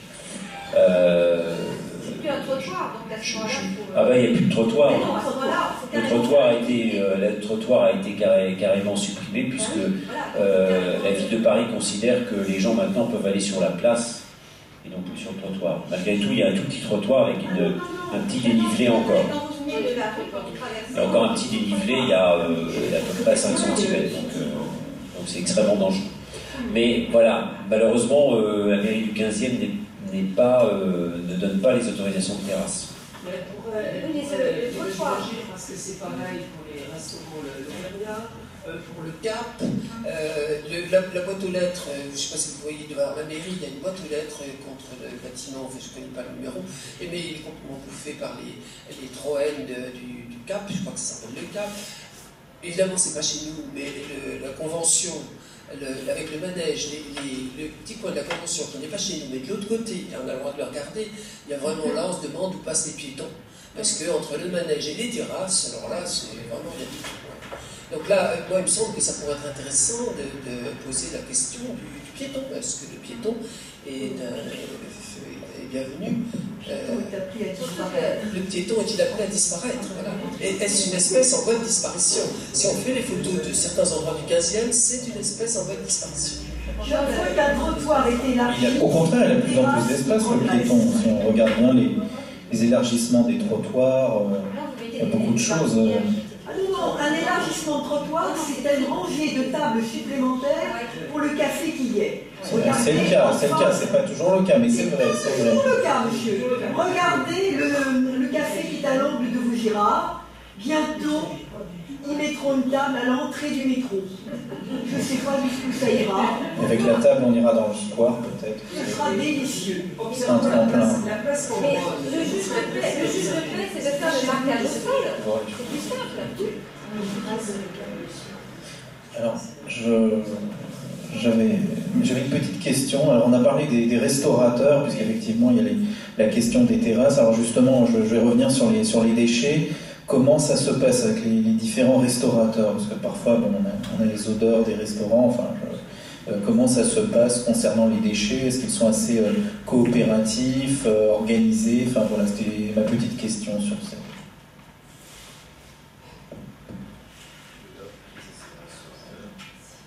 Quand on ose leur faire une réflexion, vous savez, la réflexion que j'ai eue venant de l'Armandie, j'ose à peine le dire tellement c'est dégradant pour la personne qui m'a répondu. La jeune femme m'a dit « Retourne dans ton EHPAD ». J'aurais pas inventé. Je vais répondre sur les déchets des restaurateurs. Les déchets des restaurateurs, les restaurants, alors il faut savoir que tout ce qui est commerce, la ville de Paris propose un service de collecte des ordures ménagères et déchets recyclables, comme pour les particuliers, mais ce service est payant. Alors pas pour les restaurants, puisqu'en fait on considère que un repas qui est pris dans un restaurant c'est un repas que le Parisien ne consomme pas chez lui, et donc finalement les déchets qu'il produit au restaurant, c'est les déchets qu'il aurait produits chez lui s'il avait mangé chez lui. Donc c'est pour ça que les restaurants, ce sont les seuls commerces en fait qui ne payent pas le service de la ville de Paris pour collecter leurs déchets. Donc ce service-là de collecte, c'est le même en fait hein, que pour les particuliers. S'ils font le choix de passer par nos services, puisqu'ils peuvent très bien décider qu'ils n'ont pas envie de passer par la ville de Paris et qu'ils veulent faire appel à une entreprise privée de leur choix, et donc payer un service privé à une autre entreprise. C'est le cas de certains commerces. Ce qui peut se passer, pour les restaurants, du coup, on n'a pas trop de problème, parce que comme c'est un service gratuit, évidemment, on fournit les bacs, on ramasse leurs déchets, a priori, tout va bien. On peut avoir des difficultés avec certains commerces, puisque comme les bacs sont payants, ils ont droit à une franchise de 330 litres, un bac de 330 litres qui est gratuit, et au-delà, ils payent le service. On peut comprendre qu'ils n'aient pas forcément envie de payer le service, et que donc, ils ne demandent pas le nombre de bacs nécessaires. Et un des problèmes auxquels on est confronté, c'est que du coup, ils présentent leur bac à la collecte, mais ils présentent aussi un tas de déchets à côté. Évidemment, c'est interdit. Évidemment, les points qu'on connaît, ben, on prend contact avec les producteurs. Si la sensibilisation ne fonctionne pas, ben on sollicite nos collègues de la DPSP qui peuvent tout à fait verbaliser ce genre de choses et qui le font très régulièrement. Mais sinon, de façon générale, les personnes jouent le jeu quand même. Sur la répression, hein, sur la propreté, parce que Madame Otto est fait dans la dentelle, mais il faut savoir que on a quand même un service de répression qui est extrêmement efficace. Et moi, je vous invite d'ailleurs à nous solliciter, parce que ce soit pour les mégots de cigarettes, que ce soit pour tous ces déchets qui sont balancés sur la voie publique. Moi, j'envoie des équipes le soir ouvrir des sacs poubelles qui traînent dans la rue devant certains immeubles. Et en fouillant dans les sacs poubelles, on arrive à trouver l'adresse des gens et on verbalise les gens. Mais non, mais pourquoi les gens balancent leur saleté dans la rue alors qu'il y a des bacs, alors qu'il y a des heures de collecte, et que tout ça est éventré par les manouches que vous connaissez dans la nuit, hein? Donc on verbalise. Et ça marche. Parce que en fait, les gens, les personnes laissent ils font leur tri chez eux, ils laissent traîner une adresse, un nom. Donc c'est facile, on identifie le sac, on ouvre le sac, on voit à l'intérieur l'identité de la personne et on verbalise. Et c'est normal. Et c'est normal. Pourquoi on ne le ferait pas, puisque ces gens ne respectent pas les règles d'hygiène et de propreté. Il y a des heures de collecte, il y a des heures de ramassage, il y a des poubelles vertes. Alors après, ça marche ou ça marche pas, ça c'est un autre sujet. On peut être en conflit d'ailleurs avec la propreté sur ce point-là. Mais bon, enfin, quelque part, il y a quand même des choses qui sont organisées, même si c'est pas forcément parfait, mais c'est quand même organisé. Chacun dans son immeuble un bac jaune, blanc, vert, etc. Et chacun met dans son bac, dans son local à ordures, ses déchets. Il y a des gens qui en ont rien à foutre, qui descendent le matin en partant leur bureau, ils balancent leur sac sur le trottoir, ils partent de leur bureau, ils en ont rien à foutre parce qu'ils ne sont pas de la journée chez eux, hein, et puis, qu'est-ce qu'on découvre dans le sac? L'identité de la personne, les papiers de la personne, les restes en tout genre, et donc là on verbalise. Et là je trouve que c'est normal. Moi je trouve que c'est tout à fait normal, et on continue à le faire, et de plus en plus.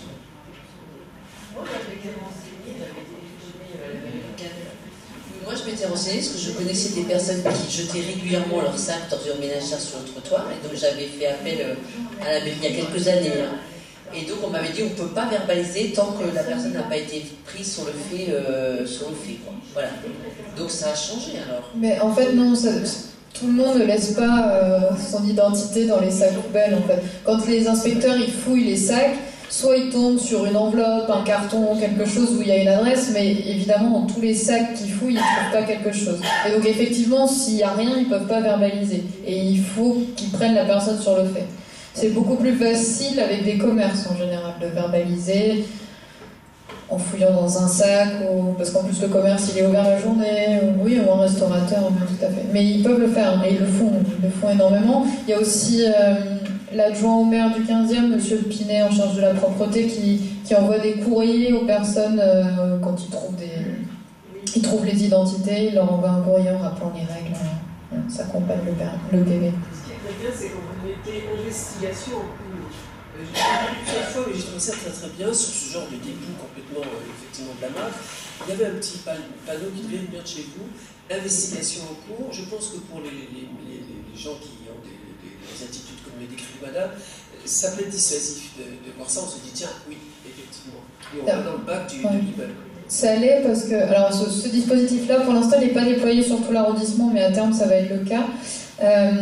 Quand les encadrants sont sur le terrain pour contrôler le travail des agents, ils en profitent pour signaler les dépôts d'encombrants sauvages avec la rubalise où c'est marqué enquête en cours.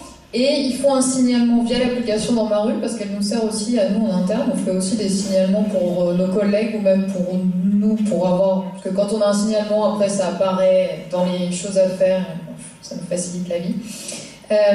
Et donc c'est envoyé à nos collègues de la DPSP qui, eux, vont faire l'enquête. Et donc l'enquête, ça consiste justement à aller voir sur place, ouvrir les sacs s'il y a des sacs, ou fouiller s'il y a des cartons, voir s'il y a des adresses, l'identité de personne, et ensuite verbaliser. Et une fois qu'ils ont fait ce travail-là, eux nous en rappellent pour nous demander d'enlever le dépôt, bien évidemment. Oui, c'est très bien de le faire pour les particuliers, cette chasse un peu au dépôt sauvage, mais ce serait bien aussi de le faire pour les chantiers. Alors on le fait. Les chantiers. Très souvent, hein, en particulier tous les, vous avez raison, les pots de peinture, les barrières. Les barrières, les sacs, et je suis d'accord avec vous. Absolument pas circuler sur le trottoir. Et ça, on le fait. Donc vous êtes obligé de passer sur la chaussée. Et là aussi, pareil pour le fauteuil roulant, absolument rien n'est prévu pour lui, bien sûr. Donc ce serait bien d'avoir la même rigueur aussi pour les entreprises, pour les sociétés. Même si on s'appelle Vinci, même si on s'appelle... Au contraire. Au contraire. Merci à tous, c'était très intéressant comme on peut le voir avec nos échanges. Donc maintenant nous allons aborder la deuxième partie de cet ordre du jour sur le budget participatif. Alors quelques rappels avec ce PowerPoint. Donc le budget participatif, c'est d'abord évidemment c'est 5% du budget d'investissement de la mairie de Paris, donc qui est consacré à des projets que les citoyens peuvent choisir, peuvent proposer et voter évidemment sous certaines conditions. Donc ça représente 426 millions d'euros. Alors il y a quelques critères pour le budget participatif. Est-ce que vous pouvez juste revenir sur le slide derrière? Désolé, je ne vais pas plus vite que la musique. Alors c'est évidemment, il faut que ce soit un projet d'investissement d'intérêt public. Donc par exemple, on ne peut pas traiter, par exemple, je ne sais pas, des écoles privées. C'est un projet qui doit relever de la mairie de Paris. Donc c'est pas, par exemple, ça ne peut pas traiter de l'hôpital public ou par exemple des lycées qui relèvent de la région. Ensuite, c'est un projet qui doit donc comme je vous l'avais dit, d'intérêt général, qui relève de la mairie de Paris. Et évidemment, c'est un projet qui a trait à l'investissement, c'est-à-dire qu'il faut faire très attention, il ne faut pas qu'il y ait un excédent. Par exemple, s'il y a des dépenses de fonctionnement, il ne faut pas qu'elles soient prédominantes. Il faut vraiment que ce soit un projet d'investissement. Donc vous avez des critères, et ça, c'est des critères de recevabilité. Donc après, il y a deux types de projets. Soit c'est les budgets sur les projets qui vont concerner tout Paris. Pareil, je ne sais pas, c'est par exemple quelque chose sur les bibliothèques, sur les livres, je ne sais pas, qui n'est pas lié à un quartier précis, ou bien des budgets participatifs d'arrondissement qui, eux, sont localisés. Et nous en avons déposé quelques-uns. Voilà, il faut savoir que dans le 15e, nous avons en tout mobilisé 5,9 millions d'euros. Alors ensuite, donc voilà, ça c'est une carte qui vous donne les différents budgets participatifs. Alors par exemple dans le slide suivant, nous avons les différents projets locaux qui ont été adoptés dans le quartier. Par exemple la création du tram verte, vous savez, on en a parlé tout à l'heure, qui doit relier le square, Chériot jusqu'au square Saint-Lambert, avec une idée de prolongement jusqu'à la rue du Commerce. Enfin voilà, vous avez ou par exemple la rénovation du mur d'escalade rue de la Croix-Niver. Voilà des exemples de projets qui ont été retenus. Il faut parfois se battre, il faut défendre certains projets parce qu'il y en a qui nous tiennent à cœur. Voilà, donc après, vous pouvez le... Voilà. Alors, budget participatif 2019, il faut savoir que 2084 projets ont été déposés cette année, donc 500 projets pour tout Paris. Dans le 15e, nous sommes quand même sur le podium, 189 projets déposés dans le 15e, ce qui fait le premier arrondissement en termes de dépôt de projets. J'espère que ce sera aussi le premier arrondissement en termes de votants. Ensuite, alors, les petites étapes, alors je vais être très bref, donc il y a eu, alors je vais surtout partir de ce qu'on a fait au début de l'année, c'était jusqu'au 3 février, ça a été le dépôt des projets, voilà, on pouvait aller sur le site du budget participatif, il faut savoir que maintenant il y a une étude, c'est notamment les services de la mairie de Paris qui étudient la faisabilité des projets, qui examinent d'abord si c'est recevable, si les projets sont recevables, si effectivement c'est de l'intérêt général, si ça relève de la compétence de la ville de Paris, voilà. Et nous avons aussi, on examine actuellement si c'est par exemple recevable techniquement, est-ce que les services nous donnent le coût approximatif du projet, puisqu'on a proposé par exemple dans les projets dans le dépôt des sommes, elles sont peut-être pas forcément exactes puisqu'on n'est pas forcément dans le détail technique. Et enfin, ça c'est une étape importante, c'est que du 7 au 23 septembre, il faudra voter. Alors là, c'est vraiment la décision qui compte, c'est le vote. Donc soit vous votez par triporteur, alors ils vont se déplacer à certains coins de l'arrondissement, ou soit vous votez sur le site internet, tapez budget participatif, vous verrez, c'est pas très difficile.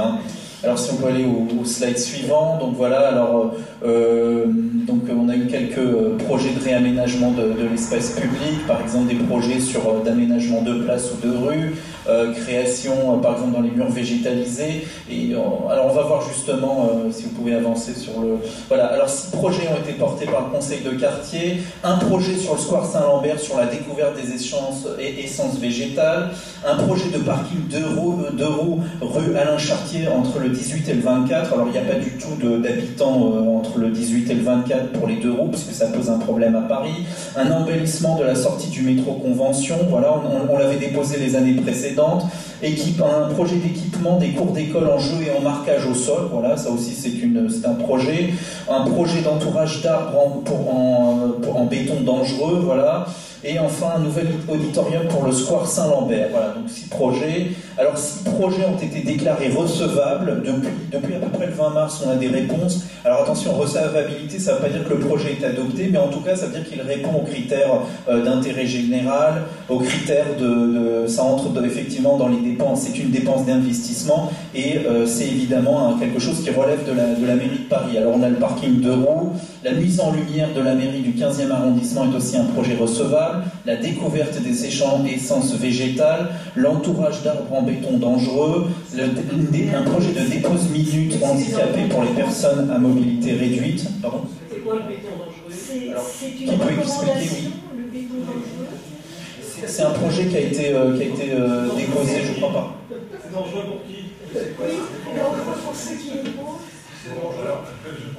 Je vais vous dire ce que c'est parce que j'en suis à l'origine et c'est à la demande aussi du cinéma La Convention.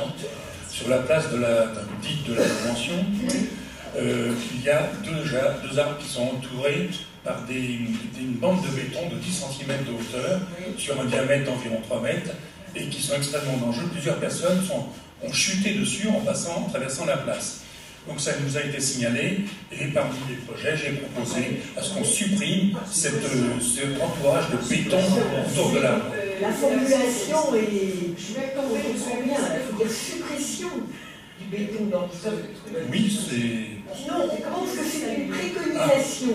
Préconiser de mettre du béton dangereux. C'est effectivement, on l'a formulé d'une manière différente, mais c'était pour ce soir, mais je vous assure que la demande est la suppression. Je vous engage à aller sur le site internet de la mairie de Paris, vous verrez que c'est mieux formulé. La formulation est totalement au contraire. C'est pas grave. Donc voilà. Et enfin, un projet donc, de dépose minute d'handicapés et l'équipement des cours d'école en jeu et en marquage au sol. Donc tous ces projets ont été déclarés recevables. Alors voilà, on avait un projet qui avait marché, qui a été porté, c'était la création de la trame verte. Donc voilà, alors si je n'ai qu'une consigne, c'est de voter et de faire voter. Vraiment, voilà, c'est la phase citoyenne, c'est la plus importante. Voilà, c'est vraiment très important. Voter, on peut voter sur différents supports. Il n'y a pas de critères de nationalité, etc. Vraiment, il faut habiter l'arrondissement, mais il n'y a pas de problème. Voilà. Et je crois que vous avez le droit à 10 projets par quartier et 10 projets pour tout Paris. Voilà. Je ne sais pas si vous avez des questions. Voilà. Je n'ai pas du tout en tête le projet 10 ans lumière de la mairie du 15e. Je pense que c'est intéressant parce que c'est vrai que c'est un arrondissement important et sa mairie, etc. Mais est-ce que le projet comprend... alors là, fermez les yeux, vous voyez la place de la mairie, vous sortez de la mairie, qui sera donc mise en lumière, et en face de la mairie, je ne sais pas par quelle histoire de transformation de la place, là je me souviens autrefois il y avait la rue avec des autobus, mais vous avez le cabanon de fond de jardin d'un immeuble. C'est pas difficile, j'ai rarement vu quelque chose de si net, de si noir, de si à demi écroulé. Et je me demande comment ça se fait qu'on n'ait pas demandé à cet immeuble, qui donc dans la façade noble est du côté de la rue Péclet, mais c'est le fond de la cour, et c'est une cabane de fond de cour, une espèce de local à vélo. Vous sortez de l'église, vous sortez de la mairie, vous regardez devant vous, et devant vous, vous vous rendez compte, elle sera mise en lumière, vous avez quelque chose qui est vraiment indigne, il faut demander de au moins recrépir ce truc en brique, à moitié brûlé, à moitié pourri. C'est ce qu'il y a du côté du monument aux morts, c'est pas difficile. Et regardons la mairie. À la sortie du parking, et l'ascenseur, là, tac, vous avez un mur, je me demande comment ça se fait qu'on n'ait jamais demandé que ce soit... alors, on ne peut même pas dire ravalé, il faut éviter que ça ne s'écroule. Parce qu'on aura une belle mairie en lumière, et de l'autre côté, on se croirait dans une grange de fond de champ en basse temps.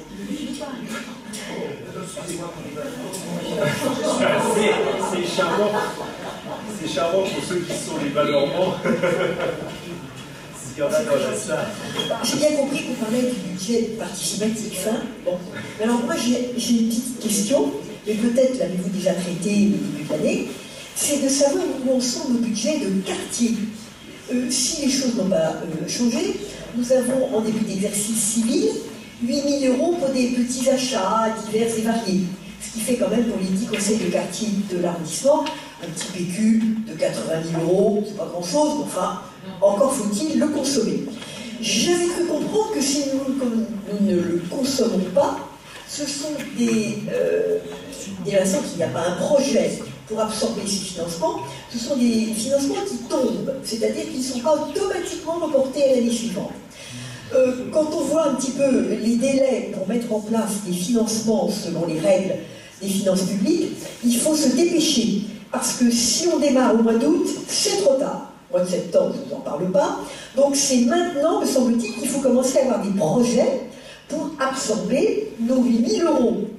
Et j'en profiterai pour demander à nos responsables où en est ce budget d'investissement, si nous avons ou non récupéré des reliquats des années antérieures, où en est la consommation de ces 8 000 €. Vous avez des exemples de nombreux petits équipements qui ont été achetés par les autres conseils de quartier, en particulier des petits appareils de gymnastique, vous savez, pour que les anciens puissent faire... mettre en place leurs épaules, leurs genoux, tout ça. Ça a été fait, c'est aussi important que le jardin partagé. Voilà. Et de la même façon qu'on m'avait une fois dit, on ne peut pas avoir d'agrès de ce style dans Saint-Lambert parce que c'est un jardin classé, puisqu'on a pu y mettre un jardin partagé, on peut bien y mettre quelques petits appareils qui permettront de grever un peu moins le budget des kinésies.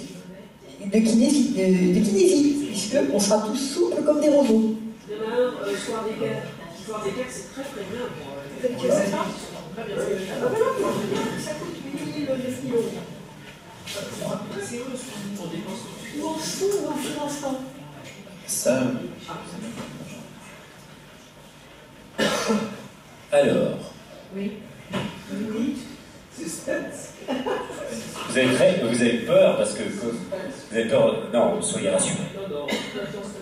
Je ne vous dirai pas ce que je fais dans la vie civile, mais si je vous disais ce que je fais dans la vie civile, vous seriez très rassurés. les dépenses publiques sont maîtrisées, contrôlées et sérieusement dépensées pour ce qui concerne notre quartier Saint-Lambert. Pour l'exercice 2019, rien n'a été consommé pour le moment. Notre conseil de quartier, qui se réunit sous le format public là, ce soir, se réunit régulièrement sous un format de vos conseillers de quartier.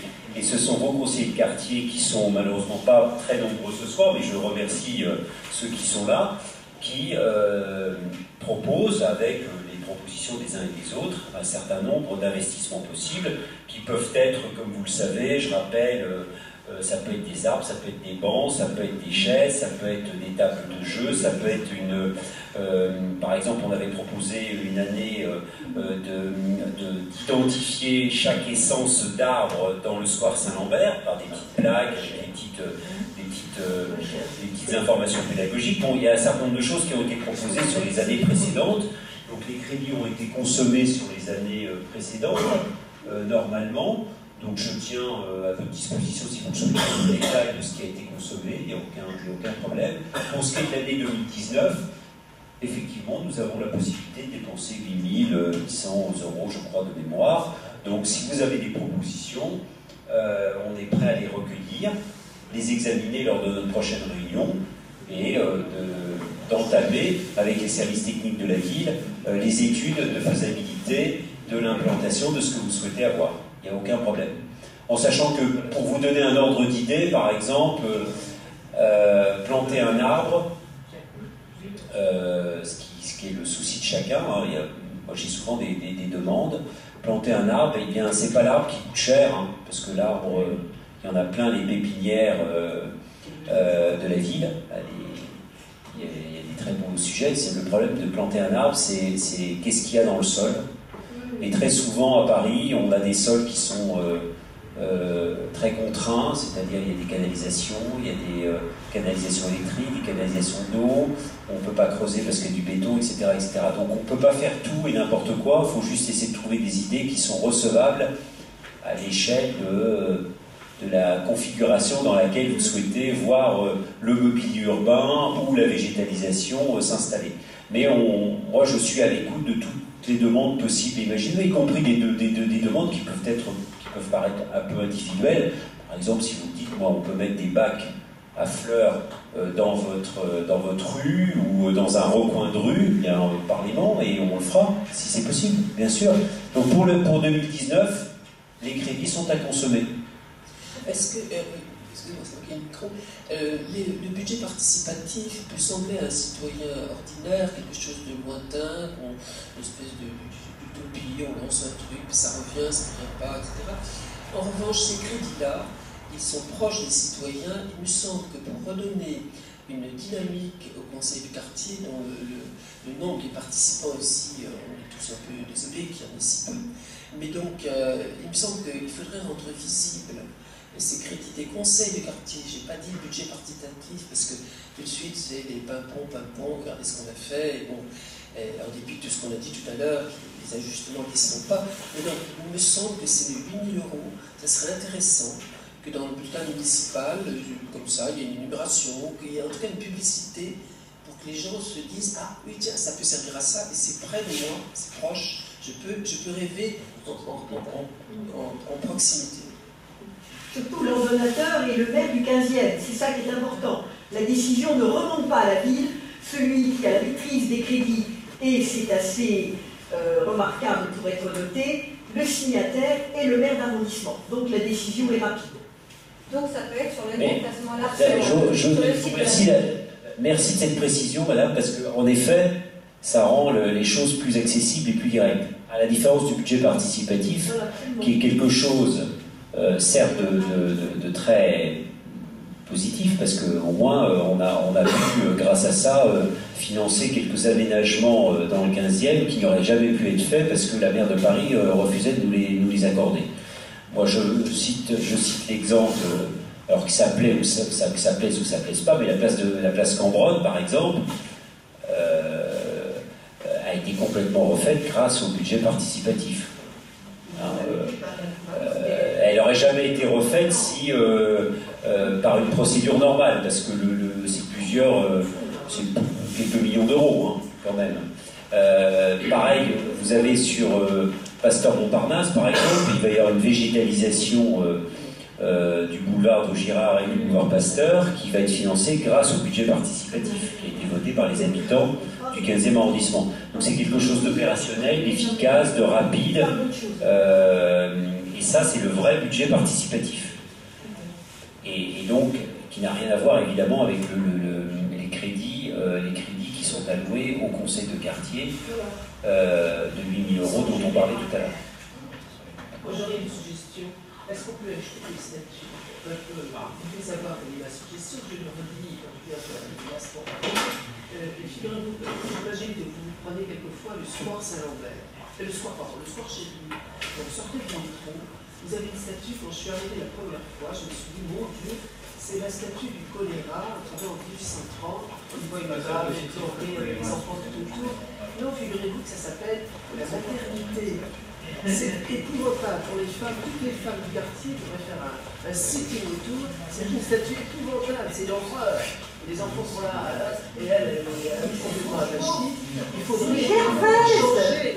Alors il paraît que c'est sans famille. Comment? En plus, c'est une chimère. Ça choque la morale. Dans ces villes exagérées, la nécessité de retard. Juste pour vous dire, malheureusement, nous devons respecter les horaires. On a tout retenu. En tout cas, merci pour votre participation. Oui, voilà. Juste un petit point, si ça vous intéresse, on organise une fête de quartier au mois de juin. Je vais laisser la parole à Annie Bouton, qui est conseillère de quartier, qui est à ma gauche, qui va vous parler en 2 mots de la fête de quartier que nous organisons pour vous tous. En 2 secondes, parce que M. Bouchon, qui est le garant du temps, vous avez le voyage. Bonsoir.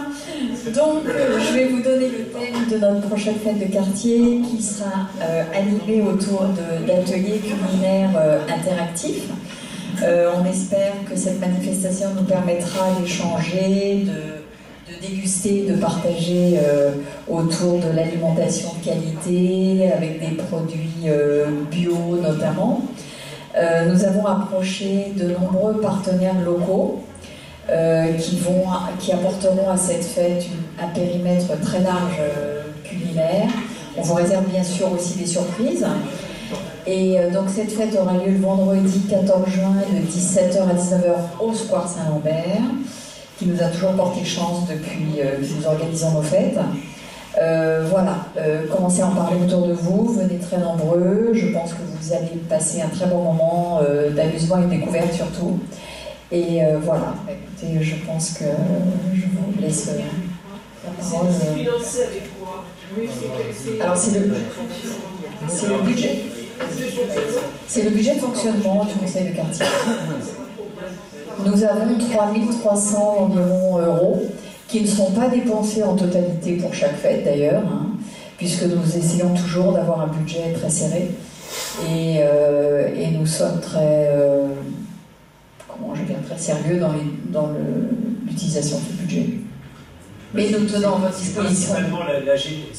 C'est principalement pourquoi on arrive à faire une fête de quartier. Pour tous ceux qui sont venus aux fêtes de quartier précédentes qui ont lieu dans le Square Saint-Lambert. Vous avez vu, d'abord, au-delà du mal que l'on se donne tous pour que ce soit bien organisé, l'année dernière on a fait un super concert, il y avait 600 personnes, les gens étaient sur la pelouse et ils faisaient un temps merveilleux. Les gens étaient ravis, on a eu des lettres de remerciements de gens qui étaient vraiment très contents. Il y avait toutes les générations, des jeunes, des personnes plus âgées. C'était vraiment une fête. Il y avait 600 personnes dans le Square Saint-Lambert, pour ceux qui sont venus au mois de septembre dernier. Donc on a fait un concert de musique, c'était du rock. Et bon, le rock, que vous ayez 7 ans ou 90 ans, le rock, ça nous parle tous. Il y a du rock moderne, il y a du rock ancien, tout a été joué, c'était merveilleux. Et nous avons réussi à faire cette fête de quartier, parce que vous imaginez, on a fait venir un orchestre. Donc, ne serait-ce que louer un orchestre, ça coûte cher. À faire venir une équipe, ça coûte très cher. C'est pas 500 euros, hein, ça coûte un peu plus d'argent. Et si on a réussi à faire une très belle fête de quartier, c'est parce qu'on a eu les moyens avec le budget qui nous est alloué de payer un orchestre, mais aussi parce qu'on a eu des partenaires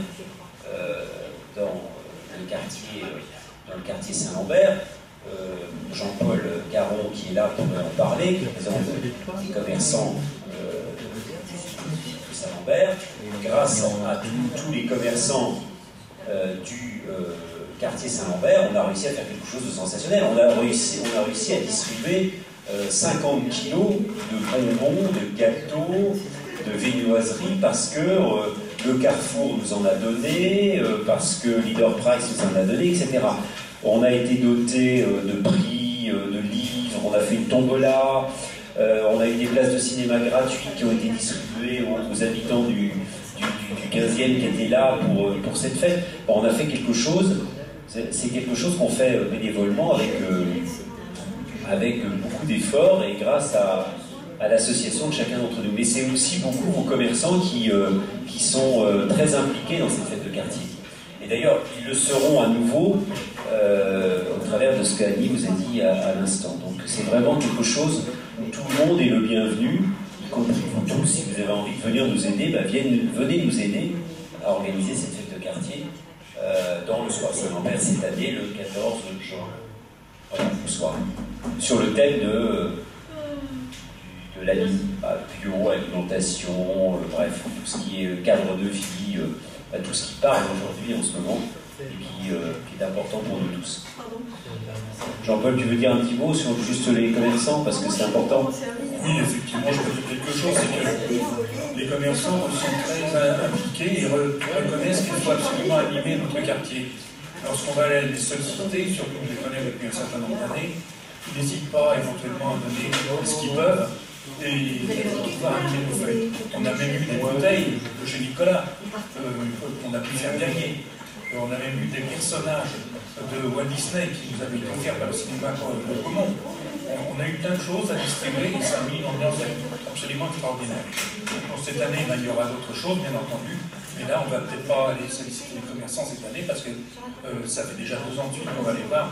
J'ai un petit peu peur qu'il va y avoir surtout des dégustations à faire que l'on va obtenir par tout un tas soit d'écoles, de cuisine, et puis des différents services, des différents marchands de fruits et légumes. Voilà, pour ma part, je vous remercie. Et on va donc peut-être se quitter maintenant que tu fais la conclusion. Alors, je peux faire la conclusion moi-même ce soir. Merci pour votre... Oui, excusez-moi, merci à tous. Merci d'être venus, merci pour nos échanges. Voilà, ça fait partie aussi de la vie, la politique, c'est aussi de la polémique, si je puis dire. Non, mais merci en tout cas de votre intérêt. Je vous dis, écoutez, dans à peu près, peut-être au mois de juin, la date n'est pas encore fixée, mais voilà, et n'hésitez pas à voter, voilà, faites passer le mot, ça c'est très important pour le budget participatif, voilà, à mémoriser. Merci encore.